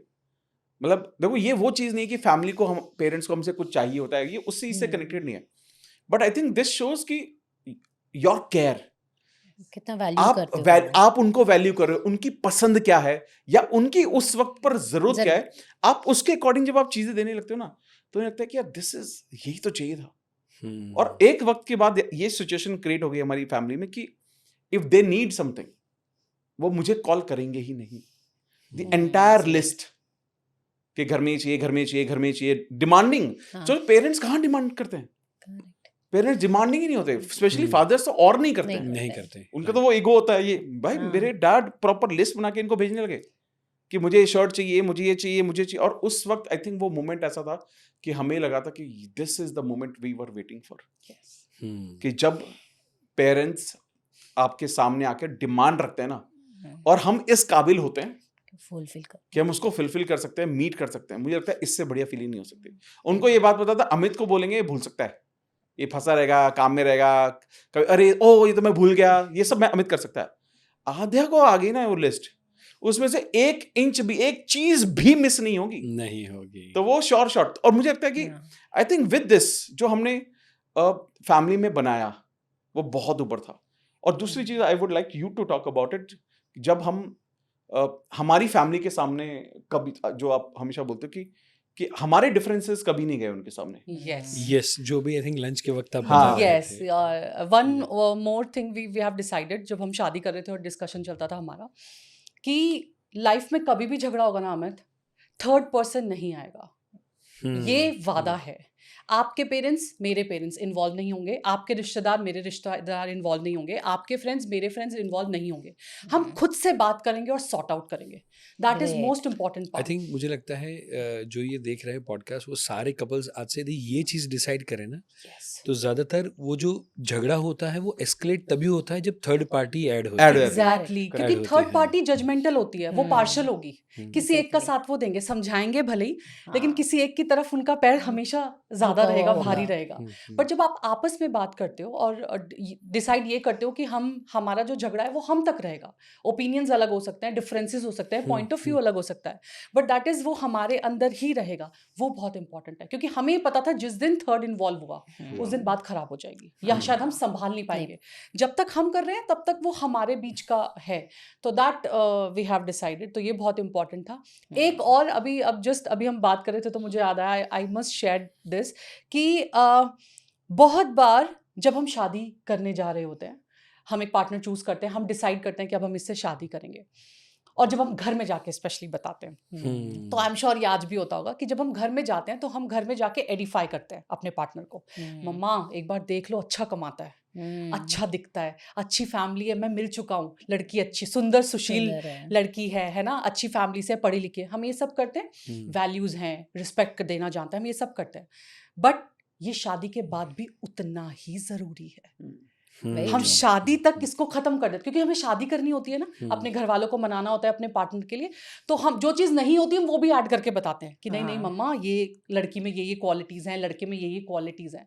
बट आई रियली हमने जो चीज मेंटेन करी और हमने जो निभाया, कि हमने शादी के बाद भी वो ब्रिज बनाया, बिकॉज वो बहुत इंपॉर्टेंट है। अगर अमित वो ब्रिज बना के मुझे अपनी फैमिली में नहीं देते, कि मेरी बात वहां तक पहुंचाई, वहां की मुझ तक, और दोनों को मेंटेन किया, तो वो फिर रिश्ता कभी मजबूत नहीं होता। Similarly in my family, I made that bridge because he was new in my family, तो वो मेरी रिस्पॉन्सिबिलिटी बनती थी कि मेरी फैमिली और अमित के बीच में वो ब्रिज बनाना और उसको और स्ट्रॉन्ग करना। सिमिलरली अमित की फैमिली में जब पार्टनर आप जाते हो, तो एक मेल की रिस्पॉन्सिबिलिटी होती है कि वो अपनी वाइफ को एक ब्रिज बना के दे अपने और अपने फैमिली के। ये नहीं होना चाहिए कि आज शादी हुई, कल से it's your responsibility to make them happy, it's your responsibility to make breakfast for them. आपको खुद जानना है कि उनको क्या पसंद है, नहीं, आप खुद से बता दीजिए। तो एक वो चीज ब्रिज बनना, and most important part that edification, आपका पार्टनर आपके लिए क्या है। इट्स बीन 12 years, आज भी कोई बात होती है तो आई मेंटेन कि अमित का जो रिस्पेक्ट है, जो वैल्यू है, वो वहां होनी चाहिए। आज भी अगर हम बात करेंगे तो आई वाज लाइक पापा अमित कोई बात। और मेरे घर में मैंने पहले एक ही बात शादी बात शेयर करी है, आज भी बड़े से बड़ा डिसीजन हो, मैं नहीं होंगी चलेगा, अमित नहीं होंगे नहीं चलेगा। अमित को बिठा के माय फादर विल टॉक कि हम ये कर रहे हैं, घर में शादी है, ऐसे करना है, वैसे करना है। So it's that. तो ये और ये ना, ये कॉन्शियस एफर्ट है एवरीडे का। कॉन्शियस एफर्ट, इट्स नॉट कि शादी जब तक हुई तब तक आपने बड़ा अच्छा करा, उसके बाद फिर आप अपनी रिस्पेक्ट खुद बनाइए और अपना ब्रिज खुद बनाइए। और ज्यादातर वैसा होता है कि जब कोई रिश्ता बहुत करीबी आता है तो जैसे एक पेपर भी है, उस पे लिखा हुआ हम पढ़ पाते हैं, यस, बट वो जब एकदम करीब रख लेते हैं नहीं तो नहीं पढ़ना बंद हो पाते, जाता है। हाँ, हाँ। वेरी सो सेम वे शादी के बाद 3 4 5 6 साल के बाद जब हम एकदम करीब आ जाते हैं, हम्म, उसके बाद में मुझे लगता है वो कॉन्शियस एफर्ट डालना पड़ेगा हाँ। यस, कि जहाँ पर हम एक दूसरे को अप्रिशिएट करें, अप्रिशिएट करें, एडिफाई करें। यस, और अपने ये पेरेंट्स इन excellent, लॉज के सामने, in-laws और ये के कॉन्शियस सामने। एफर्ट है, ये conscious हम्म, है, हाँ। मतलब जैसे इन्होंने बताया ना कि आज भी इनको लगता है ना कि कहीं 19-20 हो रहा है, ये आज भी अपने घर में मेंटेन करेंगे कि अमित को बुला लो पहले। मैं लड़ जाती हूँ आज ये भी। इनका हालांकि होता स्टैंड नहीं है। जो डे 1 पर था आज भी आज वही भी है। वही है। वही और है। जैसे इनके घर में मैं सबसे बड़ा हूँ, मेरे घर में मैं सबसे छोटा हूँ, तो इनके घर में जब सबसे बड़ा हूं ना, तो वो जब तक नहीं मिल रहा है वो मिलना ही है, ऐसा हो ही नहीं सकता नहीं मिलेंगे। आज जब मुझे मेरे फादर इन लॉ मेरे को हर चीज में इंक्लूड करते हैं, उसका कारण ही है क्योंकि ये सबसे आगे हैं कि भाई उनको पीछे मत छोड़ देना आप। मतलब ऐसे ये करते बोलने की हैं, जरूरत नहीं हाँ, पड़ती। हाँ, हाँ। But I think more than love, शादी के कुछ समय के बाद रिस्पेक्ट Respect, इज yes. मोर हाँ, important, correct. Respect is more तो इम्पोर्टेंट। वो Yes. आज के टाइम आज भी फैमिली में ये 3 सिस्टर्स हैं, एक ब्रदर हैं, बट वो घर में मेरा जाना और वही सम्मान होना, 2 और भी ब्रदर इन लॉज है मेरे नाम, तो लेकिन वो कभी कम नहीं हुआ। वो मेंटेन करना, चीजों को संभाल के रखना, मुझे लगता है ये अगर कोई ये समझ जाएगा ना कि वो बहुत सॉर्ट हो जाएंगे, और उनको कभी ये पता ही नहीं कि हमारे बीच में कोई डिफरेंस है, कोई थॉट अलग है। अगर किसी भी कारण की वजह से अगर घर पर ये कभी गुस्सा करके कभी घर नहीं गई आज तक, मैं तो बोलता हूँ चली जाया करो बट कभी गुस्सा करके कभी जाने की जरूरत ही नहीं पड़ी। नहीं है, और एक्चुअली देखो इतना होता ही नहीं है, मतलब ऑनेस्टली, क्योंकि जब आप हर किसी की इंडिविजुअलिटी को रिस्पेक्ट करते हो, डिफरेंसेस को रिस्पेक्ट करते हो, एक्सेप्ट करते हो, तो मुझे लगता है फिर वो झगड़े भी अपने आप कम हो जाते हैं। फिर आप ये सोचते नहीं हो कि यार ये ऐसा क्यों वैसा क्यों। हाँ, हो सकता है आप ऐसा सोच सकते हो, क्योंकि मैं भी कुछ अलग ही सोचता हूँ, तो इसमें कोई प्रॉब्लम ही नहीं आती। लेकिन जब ये कॉन्शियस एफर्ट किए गए कि वो थर्ड पर्सन इन्वॉल्व नहीं होगा, मतलब इन्वॉल्व नहीं होगा, ये नहीं कि उसको हम बिठाएंगे नहीं, किसी भी थर्ड इंसान को वो पता भी नहीं चलेगा। जैसे इंक्लूडिंग इवाना, हम वी इंश्योर्स कि हम आपस में भी कोई गलती से भी डिफरेंसेस वाली बात नहीं कर रहे हैं उसके सामने आज भी, क्योंकि वो नहीं करना है। Right, so I think difference होने चाहिए, हम्म, बट वो लोगों के सामने नहीं नहीं आने दिखने चाहिए, चाहिए। नहीं आने हाँ, चाहिए, नहीं इवन वी चाहिए। प्रैक्टिस दैट हम्म, कि दिन का जो अगर कोई भी डिफरेंस ऑफ ओपिनियन आए भी हैं, आते ही हैं, हाँ, आने ही वाले हैं, राइट। सो अगर आता है तो वो नेक्स्ट डे मॉर्निंग तक नहीं होना चाहिए। हाँ। तो सोने से पहले तुम उससे बात कर लो, हाँ। आज का हिसाब आज आज खत्म कर ये दो। तो बहुत अच्छा है ना, सेम एग्जैक्टली सेम। यस, मतलब Right. मुझे आद्या पहले बोलती थी कि अमित ये ना पहले मेरे साथ होता, इनके साथ होता था कि किसी बात से नाराज हो गए तो वो कई दिन, और मेरे साथ तो क्या है कि अगर कुछ हुआ ऐसा कि किसी बात पे भी कुछ बात हो गई, तो मैं अभी दूसरे कमरे से पानी लेकर आऊंगा, कुछ खा रहा हूँ, मैं तो झट से नॉर्मल जाऊंगा। एंड शी इज शॉक्ड कि यार अभी 10 मिनट पहले तो तुम ऐसे बात कर रहे थे, अब तुम्हें अचानक से तुम सुपर डुपर नॉर्मल कैसे हो। एंड देन शी अंडरस्टूड कि यार यही सही है। एक्चुअली सही है। This is I learn from माने वुमेन। जो डिफरेंस है या झगड़ा है जुबान तक रहे, दिल तक ना दिल तक पहुंचे, नहीं दिल पहुंचे। तक ना Very पहुंचे। true. अब जैसे मेरे को भी कई बार लगता है कि यार मेरे को जो थोड़ा थॉट था वो मैंने बोल तो दिया, अब क्या है, अब क्या बचा है, 5 मिनट बाद ही आऊंगा, मैं बोलूंगा चाय पियेंगे, बना लूं। अब ये नहीं बोल रही होगी बाई चांस, अब तो ऐसा नहीं होता, वैसे पहले ऐसा होता था, ये नहीं भी बोल रही है तो मैं फिर 5 जाऊंगा, अरे चाय हो गया, वो निकल गया भाई, चलो चाय पी लेते हैं। अब वो, और मेरे अंदर तो मेरे को तो झट से हो जाता है, और इसलिए ना वो जैसे मैं बहुत लोगों को बार बार ये शेयर करता हूँ कि लाइफ में जब थॉट्स हमारे जाते हैं, वो ऊपर जाता है, नीचे जाता है, ऊपर जाता है, नीचे जाता है, लेकिन प्रॉब्लम इज नॉट ऊपर नीचे जाना, इमोशंस का, मोमेंट्स का, सिचुएशंस का। प्रॉब्लम इज कि आप जब नीचे होते हो वहां रुकना नहीं है यार, ऊपर उठने के लिए ऊपर उठो यार, कोशिश फटाफट से जल्दी से चल ऊपर रही उठो। चाहिए, हाँ। और यही जर्नी है वेरी ट्रू। कि जब आप नीचे रुकते नहीं हो ना, अपने थॉट को रोकते नहीं हो, तब तक आप लाइफ में सफल ही बनोगे, Very true. वो मोमेंट्स को। तो ये बहुत काम बस बस बस। और आई थिंक एक और भी चीज़ होती है कि अगर कोई बंदा कुछ गलत हो जाता है, गलतियां सबसे हो ही जाती है, हम्म, तब हम वो पूरा टैग कर देते हैं ये इंसान ऐसा है, हाँ, हाँ। ये ऐसी है, ये ऐसा है। हाँ, हाँ, हाँ, बट उनकी वो पर्टिकुलर एक्टिविटी ऐसी है, उसका मतलब ये नहीं है वो कि वो पूरा इंसान का पूरा बंदा खराब वाह है। वाह बहुत बढ़िया, बहुत अच्छी बात बोली आपने। Right? Correct. So I think अगर हम उतना भी समझ ले कि मेरी वाइफ या मेरे हस्बैंड तो बहुत अच्छे हैं, बट ये एक पॉइंट है वो शायद मुझे नहीं समझ में आ रहा है, राइट? सो चीजें काफी इजी हो जाएगी लाइफ में। Very true, very true. Absolutely, मतलब वो एक मोमेंट से जज ना करके। Correct. अच्छा, आपके लिए था क्या?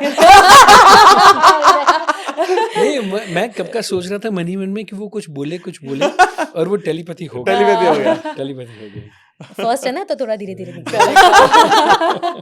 But it's very important, like हम अभी थोड़ी देर पहले भी शेयर कर रहे थे कि इट्स वेरी इंपॉर्टेंट कि झगड़े, opinion differences, all okay, all good, healthy, जब तक कि आप रिस्पेक्ट नहीं खो रहे, जब तक कि आप Exactly. ईगो पे नहीं ले रहे, आप वो तब तक ठीक है। एंड मोस्ट इंपॉर्टेंट आपका एजेंडा ये होना चाहिए एट द एंड कि क्या सही क्या गलत, नॉट तू सही मैं कौन गलत, सही? या मैं सही तू सही गलत। है, सही है। तो जब तक आप इस पे रहेंगे कि आप ये बस याद रखिए कि क्या सही क्या गलत का डिफरेंस है, Difference है। कौन सही कौन गलत का झगड़ा नहीं है यहाँ पर, तो चीजें विल बी सॉर्ट। और आई थिंक इसी बात से मुझे एक बहुत इंपॉर्टेंट बात याद आई, I would like to share. इसमें ना ये जैसे रिलेशनशिप होता है, ये बहुत कॉन्शियस एफर्ट है। आपको कॉन्शियसली इसको बिल्ड करना पड़ता है over the period of time. तो इनको ये बात पता है, इररिस्पेक्टिव इनको कितनी भी पसंद हो या ना हो, इनको ये बात पता है कि मेरे लिए वो कितनी इंपॉर्टेंट है। कोई इंसान है जो मेरे लिए इंपॉर्टेंट है, तो she will make sure that वो ये कभी भी उसके लिए कभी कुछ वैसा कुछ नहीं बोलेंगे। नहीं क्यों? बोलेंगे, सिर्फ इसलिए क्योंकि वो मेरे लिए इंपॉर्टेंट है। Right right. तो मेरी जिंदगी के जितने भी इंपॉर्टेंट लोग हैं, इररिस्पेक्टिव वो क्या सोचती हैं उनके बारे में या क्या समझती हैं, कुछ प्लस है कुछ माइनस है, शी विल मेक श्योर कि यार ये इनके लिए इंपॉर्टेंट है। तो आई विल नॉट, मैं उसमें कुछ, I don't want to edit this और चेंज इट, और मैं इसमें कोई मेरा जीरो ओपिनियन रहना चाहिए, जैसा ठीक लगे वो करो। न्यूट्रल है, बिल्कुल। Right right. तो क्योंकि ना मुझे लगता है ये बहुत इंपॉर्टेंट है, राइट, क्योंकि ना कई बार हम, जैसे आपने बोला ना कि कई बार आप ना कुछ चीजों को जो इग्नोर है, जैसे फॉर एग्जांपल मुझे पता है कुछ चीजें इनको पसंद है, अब वो बेशक मुझे पसंद ना हो, बट मुझे ये समझना है कि because I love this person, तो मुझे ये समझना है कि ये इनको पसंद है यार, इससे फर्क नहीं पड़ता मुझे पसंद नहीं पसंद है। तो I will make sure that मैं उनको इस बारे में कभी ना टोकूंगा, ना समझाऊंगा, कुछ नहीं करूंगा मैं। I will be neutral like you said. इसलिए जनरली मैं जब हैप्पी मैरिड लाइफ का वर्कशॉप होता है, मैं कहता हूँ generally relationship is a package deal. तो माने लोगों को मर्सिडीज चाहिए, बट मेंटेनेंस भी मर्सिडीज जैसा आएगा, राइट? करेक्ट। तो that is the package deal. हम घर बनाएंगे तो घर गंदा होगा, that is the package deal. Correct. तो सेम वे वो एक व्यक्ति जिसकी कुछ बातें हमें पसंद है, उसके साथ जो चीज पसंद नहीं है वो भी आएगा, बिल्कुल सही है। That is also a package deal. Correct. And कहता हूँ पूरी दुनिया CL से चलती है, called the conditional love. Conditional love कि एयर होस्टेस प्यार से अच्छे से मुस्कुरा के वेलकम करेगी, अच्छे से खिलाएगी, बट उसको सैलरी ना मिले तो देखो दूसरे दिन क्या वो काम करेगी? आंसर इज नो, नहीं करेगी। बट दुनिया में 4, 5 या 7 लोग हैं जहां पर हमें मिलता है या देना है, that is called UCL, that is unconditional love. यदि हम वो 4 लोगों को, 5 लोगों को जो हमारे मरने के बाद शायद हमें कंधा देने वाले हैं, वो 5 लोगों को हम अनकंडीशनल लव ना दे पाए, तो शायद ये जीवन जीने का मतलब ही क्या है? सो आई थिंक अब दोनों ने एक दूसरे को अनकंडीशनली एक्सेप्ट किया हुआ है, राइट? कोई भी टैग, कोई भी एक्सपेक्टेशंस नहीं रखी है कि तुझे ये पूरी करनी है। और I think this is the way कि जहां पर हम मैरिड लाइफ को हैप्पी मैरिड लाइफ बना सकते हैं, फैमिली लाइफ को हैप्पी फैमिली लाइफ बना सकते हैं। Very true, excellent. इसमें So, ये सब कुछ और ऐड करना इंटरप्ट कर रहा हूँ चाहिए। आपको। अच्छा पॉइंट मेरे को याद आया। मैं एक सेशन कर रहा था, उसमें अब जैसे वी आर जैसे मैं हमेशा बोलता हूँ, अब ये लोग भी बोल देंगे, मान लेंगे इस बात को कि the way she speak is much better than I do, she is much better in all areas of life. I feel this, same here, है ना? Same Same here. तो ये मेरे से हमेशा हर चीज में अच्छी हैं, अच्छे हैं, right? ये मुझसे अच्छा बात करती हैं, अच्छा याद रखती हैं, अच्छा केयर करती हैं, अच्छा प्यार, ये सब हर चीज में बहुत अच्छी हैं। तो हम तो बहुत एक लेवल पर हम दोनों काम कर रहे हैं, लेकिन क्या होता है, हम एक अनसेड रूल एक फैमिली में क्या बन गया है जो कि बहुत खराब है, वो है कि हमने ना घर में ना रैंकिंग कर दी है। हर परिवार में रैंक है। रैंक मतलब कि घर का सबसे इम्पोर्टेंट सदस्य कौन है? A person who is a bread earner, True that. वो नंबर 1 है, That is हाँ। very bad. हाँ। That is Very very bad, bad. है ना? Right. नंबर 2 कोई और, नंबर 3 फिर जो हाउस वाइफ है वो नंबर 4, नंबर 5। 5 है। अब मुझे एक चीज समझनी है कि एक हस्बैंड जिसकी प्राइम रिस्पॉन्सिबिलिटी पैसा कमाना है वो कर रहा है, एक वाइफ जो शायद हाउस वाइफ ही है, कोई बात नहीं, Right. लेकिन उसकी वही रिस्पॉन्सिबिलिटी है Hmm. और वो वही 100% निभा रही है, तो वो भी तो नंबर 1 हुई। Very true. Hmm. दोनों इक्वल है। तो दोनों तो इक्वल हुए। Equal. तो कैसे ये जज कर रही है फैमिलीज कि भाई जो पैसा कमा रहा है वही ज्यादा इंपॉर्टेंट है? मुझे लगता है जब लोगों को ये समझ में आने लगेगा ना, तो मुझे लगता है हैप्पीनेस तब क्रिएट होगी, एक फैमिली तब बनेगी। Right. कि जब आप रैंकिंग मत करो यार कि पैसा जो कमा रहा है वो ज्यादा इंपॉर्टेंट है और जो पैसा नहीं कमा रहा है वो कम इंपॉर्टेंट, ये नहीं होना चाहिए। आप पैसा कमा रहे हो बाहर जाके इसलिए क्योंकि आपको पता है कि आपकी फैमिली का, आपके बच्चों का कोई ध्यान रखने के लिए 24 घंटे है Correct. और कंफर्टेबल हो आप, तभी हम टेंशन फ्री बाहर जाके काम कर सकते हैं, वरना कर ही नहीं पाएंगे। एंड आई थिंक इसीलिए हमारे घर के अंदर अध्याय हो तब या उसके अलावा भी ज़्यादातर मैं मेघा को हमेशा आप कहकर ही बुलाता हूँ। करेक्ट। जब मे बी ऐसी सिचुएशन है तो बिकॉज ऑफ दैट अध्याय मम्मा को भी आप कहकर ही बुलाता बताता है। है। जब वो सब लोग देखते हैं कि मम्मा को तू कह के बुलाया जाता है तो बच्चा भी माँ को तू कह के ही करेक्ट, बुलाता है। एब्सोल्युटली। मेरे हिसाब से माँ सबसे ऊपर है, तो सबसे ज्यादा रिस्पेक्ट घर के अंदर माँ को को मिलना देनी चाहिए। correct। शायद बाप को तू बोले तो चलना चलेगा, चाहिए, बिल्कुल चलना चाहिए, क्योंकि उसने उतना ही तू जितना ही टाइम दिया है।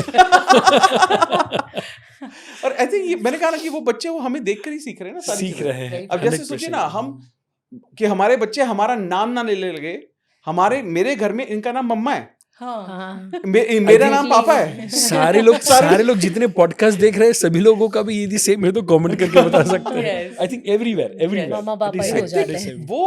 वो रिस्पेक्ट और वो औदा देना, आई थिंक मैंने आपसे भी, आपने भी, आई थिंक हमने एक पॉडकास्ट किया था, पेरेंटिंग में पॉडकास्ट किया था, आपने शेयर किया था कि वो बातें कट नहीं करना। जैसे फॉर एग्जाम्पल मुझे अगर इवाना मेरे पास आती है किसी भी चीज के लिए, तो उसका बाय डिफॉल्ट आंसर है प्लीज मामा से पूछो, बाय डिफॉल्ट, चाहे वो सही है, चाहे वो गलत है, चाहे वो कुछ भी है। एंड ना वो इतना ऑटोमेटिक है, पहला या तो ये सीधा वो इवाना इन्हीं के पास जाएगी, या अगर वो मेरे पास आएगी भी तो बाय डिफॉल्ट जवाब, और वो जाती है कि मम्मा ऐसा कर ले, मैं टीवी देख लूं, मुझे आप ये दे दोगे, तो हमेशा, क्योंकि ना आपने ना उनको ऊपर रखा हुआ है, 100% ऊपर रखा हुआ है, तभी वो बच्चा मम्मा को भी उतना ही रिस्पेक्ट देगा। Yes. और माँ की एडवाइस भी पहली बार में वो बच्चा मान जाएगा। कोई कभी कभी अपोजिशन तो नहीं बहुत होता है। ओवर कर, कल तो परसों शी लाइक मम्मा मैं पापड़ खा लूं, पापा बोल रहे कहाँ प्लीज खा लो। राइट। बट आई थिंक ये ना मतलब पेरेंट्स का बहुत इंपॉर्टेंट रोल होता ही है यस बच्चों के लिए, और जो वो हमें देख रहे हैं वो उसी को मल्टीप्लाई Correct. करने वाले हैं, वो वैसे अपनी रिलेशनशिप, अपने आगे की लाइफ देखने वाले हैं। और मुझे लगता है कि देखो कुछ चीजें तो हर किसी की अपनी किस्मत भी है, 100%। हर किसी की। जैसे एक ऐसा दौर आया जब मुझे ऐसा महसूस हुआ कि मेरी एक छोटी सिस्टर है, तो वो हमारी कम बात सुनती थी, थोड़ी चीजें थी, शादी वादी बहुत सारी चीजें हुई, तो मैं उसे बहुत समझाता था, और मैं क्योंकि मैं उससे बड़ा मैं ही था और बाकी सब हमसे बड़े, तो मैं उससे इमोशनली बहुत कनेक्टेड था, तो मैं उसको बहुत समझाता था, वो सुनती नहीं थी, ये सब। फिर इन्होंने मेरे को बोला, मैं देखो यार, हम अपने परिवार में अपने बच्चों के साथ या किसी के साथ भी हम अपना पार्ट कर सकते हैं, लेकिन थोड़ी उनकी खुद की किस्मत भी तो है। तो आप कुछ भी कर लो यार, उनका भी तो लाइफ में अपना कुछ होगा ना, तो आप कुछ भी कर लो। एंड उस दिन के बाद मेरे को ये चीज समझ में आई कि my relationship became better by with my sister. मैंने उसको टोका टाकी बंद की। ऑब्वियसली जो चीजें आप आउट ऑफ केयर कर रहे हो, राइट, ठीक है, उसको प्रोटेक्ट करने के लिए, पॉजेसिव हो आप उसके लिए। तो आई थिंक ये जो छोटी छोटी चीजें समझना, ये एक आपका जॉइंट डिसीजन होता है कि जो चीजें आपको समझ में नहीं आती, जैसे आज भी मैं बहुत हौच-पौच होता हूँ, तो I will go to her कि पहले यार एक बात मुझे ना समझ में नहीं आ रहा यार, प्लीज बैठ, प्लीज बैठ जाए। और ये जैसी बैठती हैं वो 10 मिनट में सॉर्ट आउट, अरे दुनिया जीत लेंगे भाई। क्योंकि वो फेथ भी है। क्योंकि मैं हमेशा बोलता हूँ कि जब मैं लाइफ में कुछ ढूंढ रहा हूँ, सॉल्यूशन ढूंढ रहा हूँ, तो ऐसा तो नहीं मैं इस पॉडकास्ट में ज्यादा बात कर रहा हूँ, नहीं तो नहीं सही कर रहा हूँ ना, अपने पॉडकास्ट में बोलने का मौका नहीं मिलता ना, तो यहाँ बहस निकाल रहा हूँ। तो जब कई बार जब आप इस फेथ के साथ आप जाते हो ना कि यार सॉल्यूशन तो मिल ही जाएगा, और आपको ये फेथ है कि she is better than me, and जब जैसे फॉर एग्जांपल क्या होता है कि मैं ये सोच रहा होता हूँ कि यार ये प्रॉब्लम है और इसके 2 सॉल्यूशन हो सकते हैं, राइट।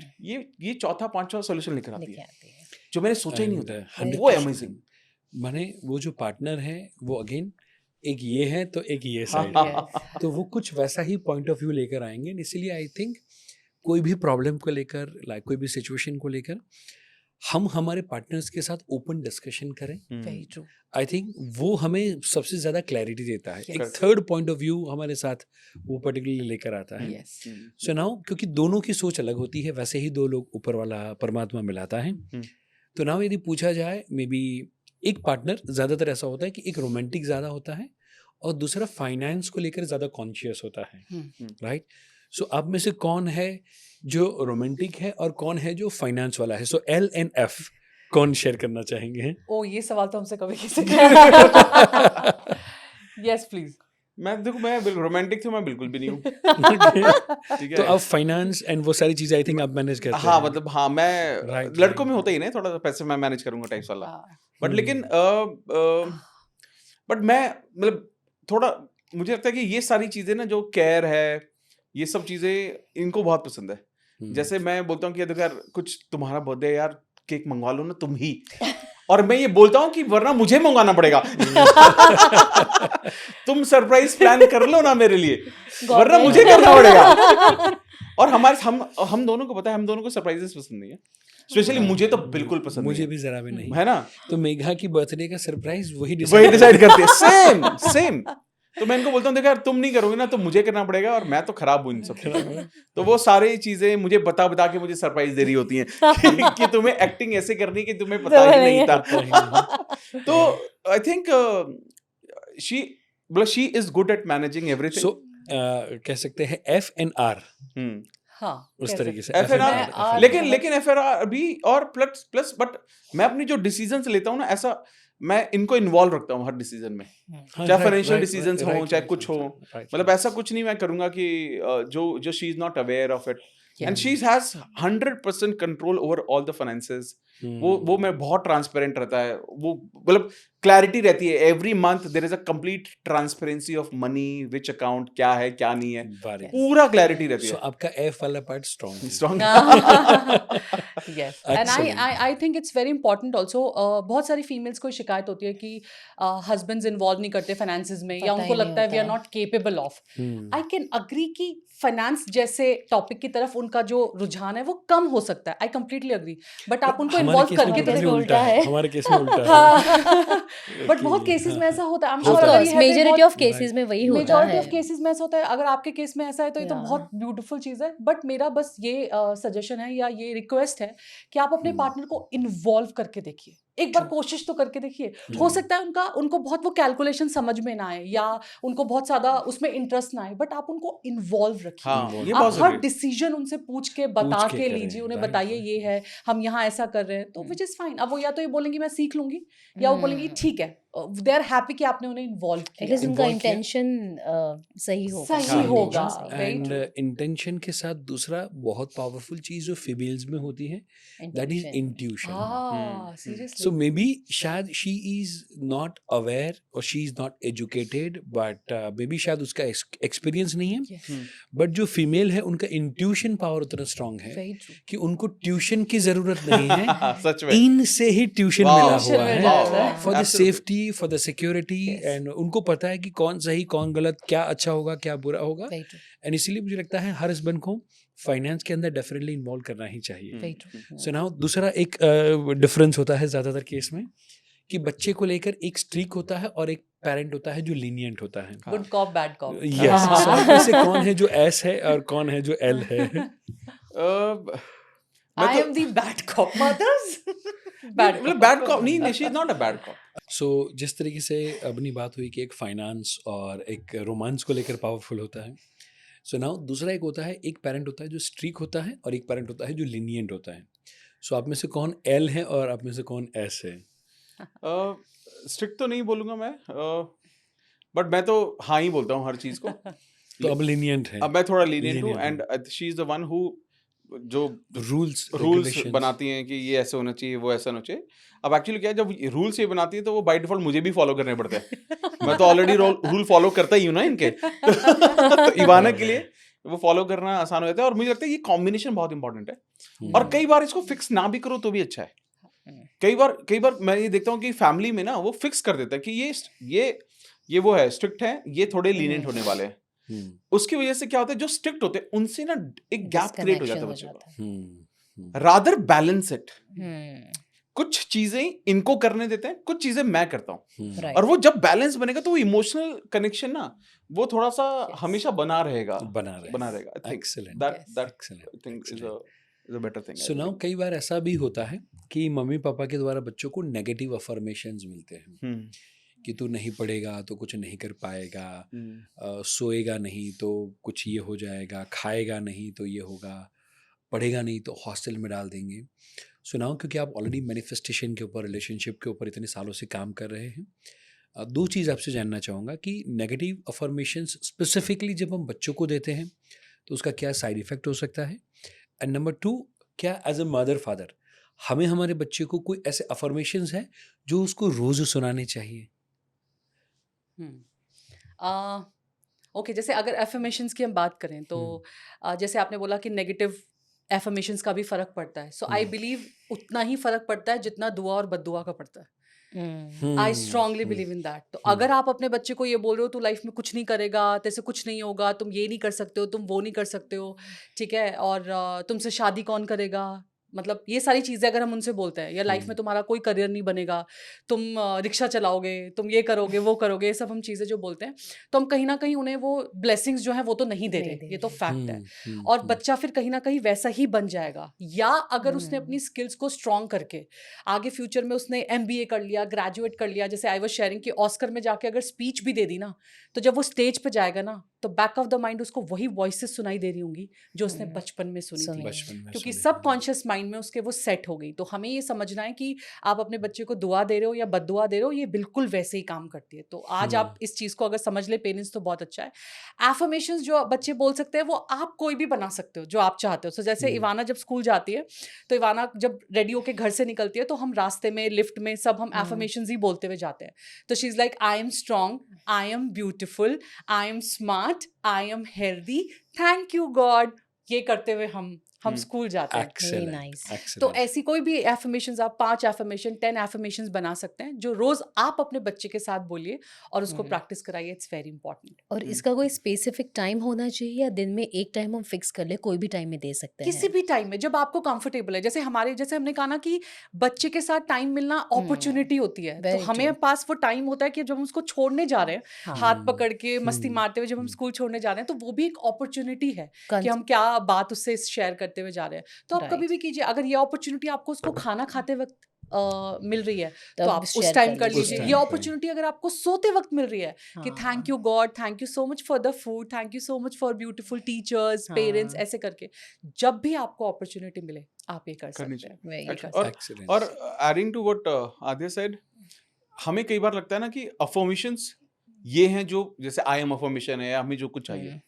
अफर्मेशन वो हर वर्ड है जो हम घर में यूज कर रहे हैं, हर word.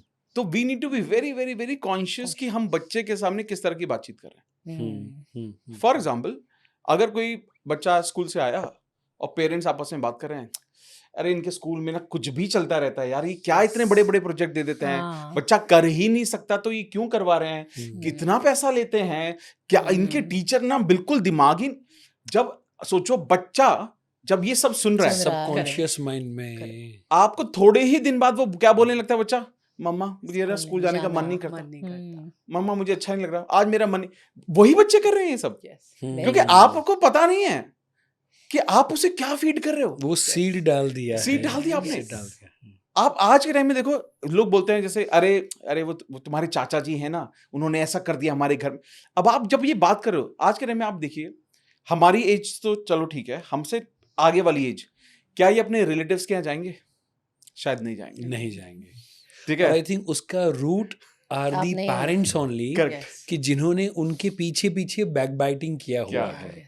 I think wonderful, because ज़्यादातर पेरेंट्स कंप्लेन करते हैं कि आजकल के बच्चे रिश्ते निभाना नहीं जानते, बट हमने कैसे निभाया निभाया। है वो बच्चे को पता है, बच्चे को Exactly. पता है। Yes. और जिनके I आप think जिनके साथ great, आप great. ये सोचो ना, आप देखो ये बड़ा ऑकवर्ड है, हम्म, आप ये आज ये जानने की कोशिश करते हैं कि हर फैमिली में कितना इंपॉर्टेंट होता है। आज के टाइम में सबसे खराब रोल फैमिली में किसका होता है? चाची का। क्यों? चाची इतनी खराब क्यों है? ननंद का इतना रोल खराब क्यों है? ठीक है, क्योंकि ना मैं मतलब what I am trying to tell you is कि हर घर में ना सेम बात चल रही चलता है। है, हाँ। हर घर में सिमिलर कैरेक्टर्स के बारे में ना वो बन गया है वो thought. Same story Story. Repeat हो रही Same है। मतलब सेम reels, मतलब अब ये same देखो movie. पता नहीं कैसे मैं कहीं पर किसी टॉक में था, मैं वहां किसी ने शेयर किया कि घर में कौन है जो टोटका करती हैं, कि चाचियां क्यों होती हैं वो, हम्म, isn't it?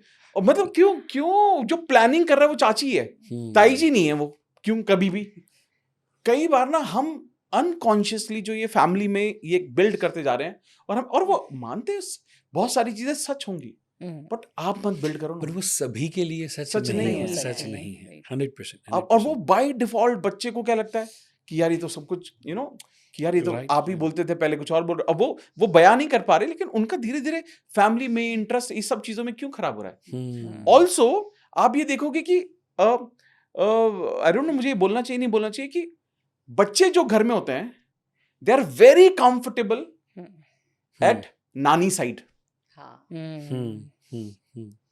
Not very comfortable at dadi side. Why is it so?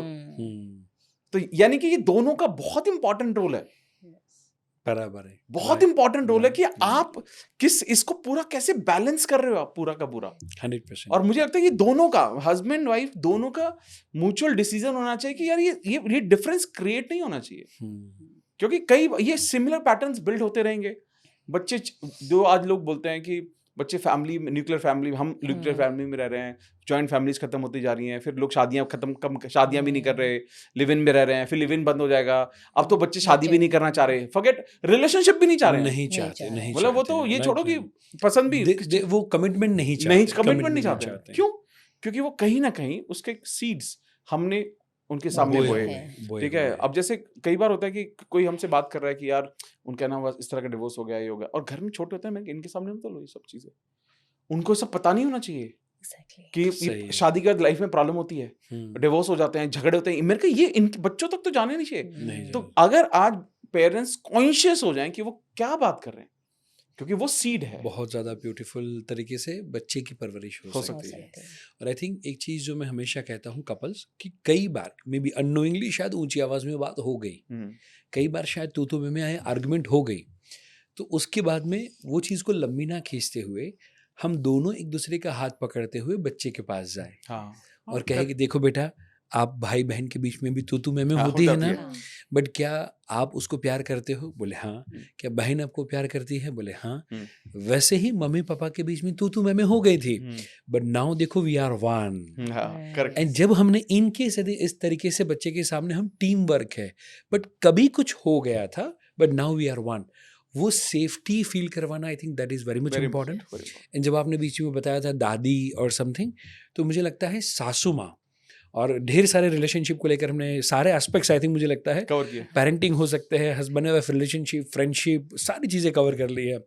I think मुझे लगता है जो भी व्यूअर्स हैं, आई थिंक आप सभी लोग बहुत अच्छे से एंजॉय कर रहे होंगे, और मुझे लग रहा है कि शायद व्यूअर्स की ही बातों का ये होगा जो मेरे दिमाग में अभी आ रहा है कि सासू माँ और मे बी बहू, वो रिश्ते को यदि हमें अच्छा बनाना है तो क्या करना चाहिए? यदि एक या दो टिप यदि आप उसके आसपास दे पाए।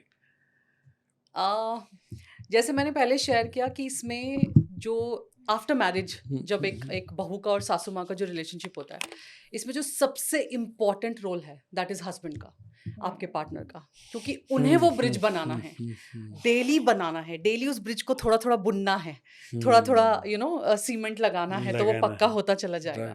तो इसमें पार्टनर का बहुत मेजर रोल है। अगर पार्टनर शादी के बाद ये बोल देता है अब तुम देख लो, अब तुम्हारे बीच की अंडरस्टैंडिंग है, तो वो अंडरस्टैंडिंग और वो बनती है, वो पहले दिन से नहीं आती। ये कहना आसान है कि अगले दिन से उनको मम्मी बोलना है, बट वो फीलिंग नहीं होगी तो फीलिंग मम्मी नहीं का होती मतलब ही नहीं है, नहीं वो है, हम कह right. देते हैं बिकॉज एक रिलेशनशिप बन गया, वो हम बोल देते हैं, बट वो फीलिंग होती नहीं है। तो उसके लिए ना आई गेस टाइम, पेशेंस बहुत जरूरी है।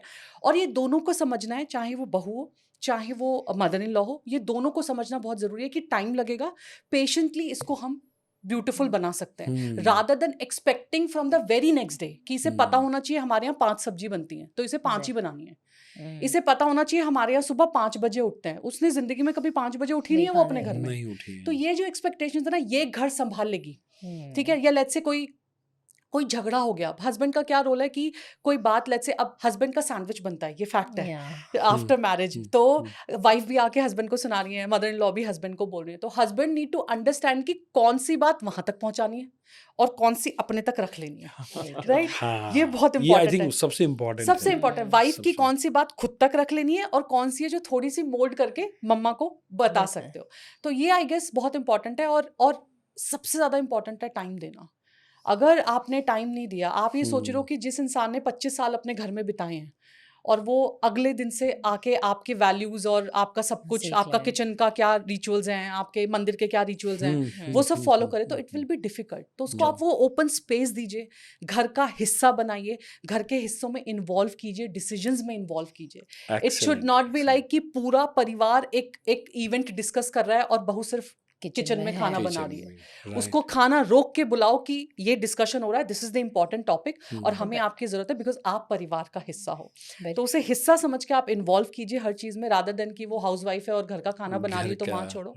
और time I guess it's very important. And छोटी छोटी चीजें जैसे हम अपनी माँ के लिए ध्यान रखते हैं कि उनको ये पसंद है खाने में, उन्हें कपड़ों में ये कलर पसंद है, उन्हें ये पसंद है, इन छोटी छोटी चीज़ों को लेके वो जो वैल्यू ऐड करते रहते हैं हम अपने रिलेशनशिप में, वो आप करते रहो। तो आई गेस बट ये एफर्ट अगेन दोनों साइड से और टाइम लेके होगा। और आई थिंक जैसे पेरेंटिंग में आपने कहा था दोनों का 50-50 नहीं, दोनों का 100% करेक्ट। एंड बहुत ही ब्यूटीफुल तरीके से आपने समझाया। एंड जैसे जनरली एंड्रॉयड का फ़ोन हम यूज़ करते हैं, उसके बाद में एप्पल के फ़ोन पे आए तो भी हफ्ता 10 दिन लग जाता है, राइट।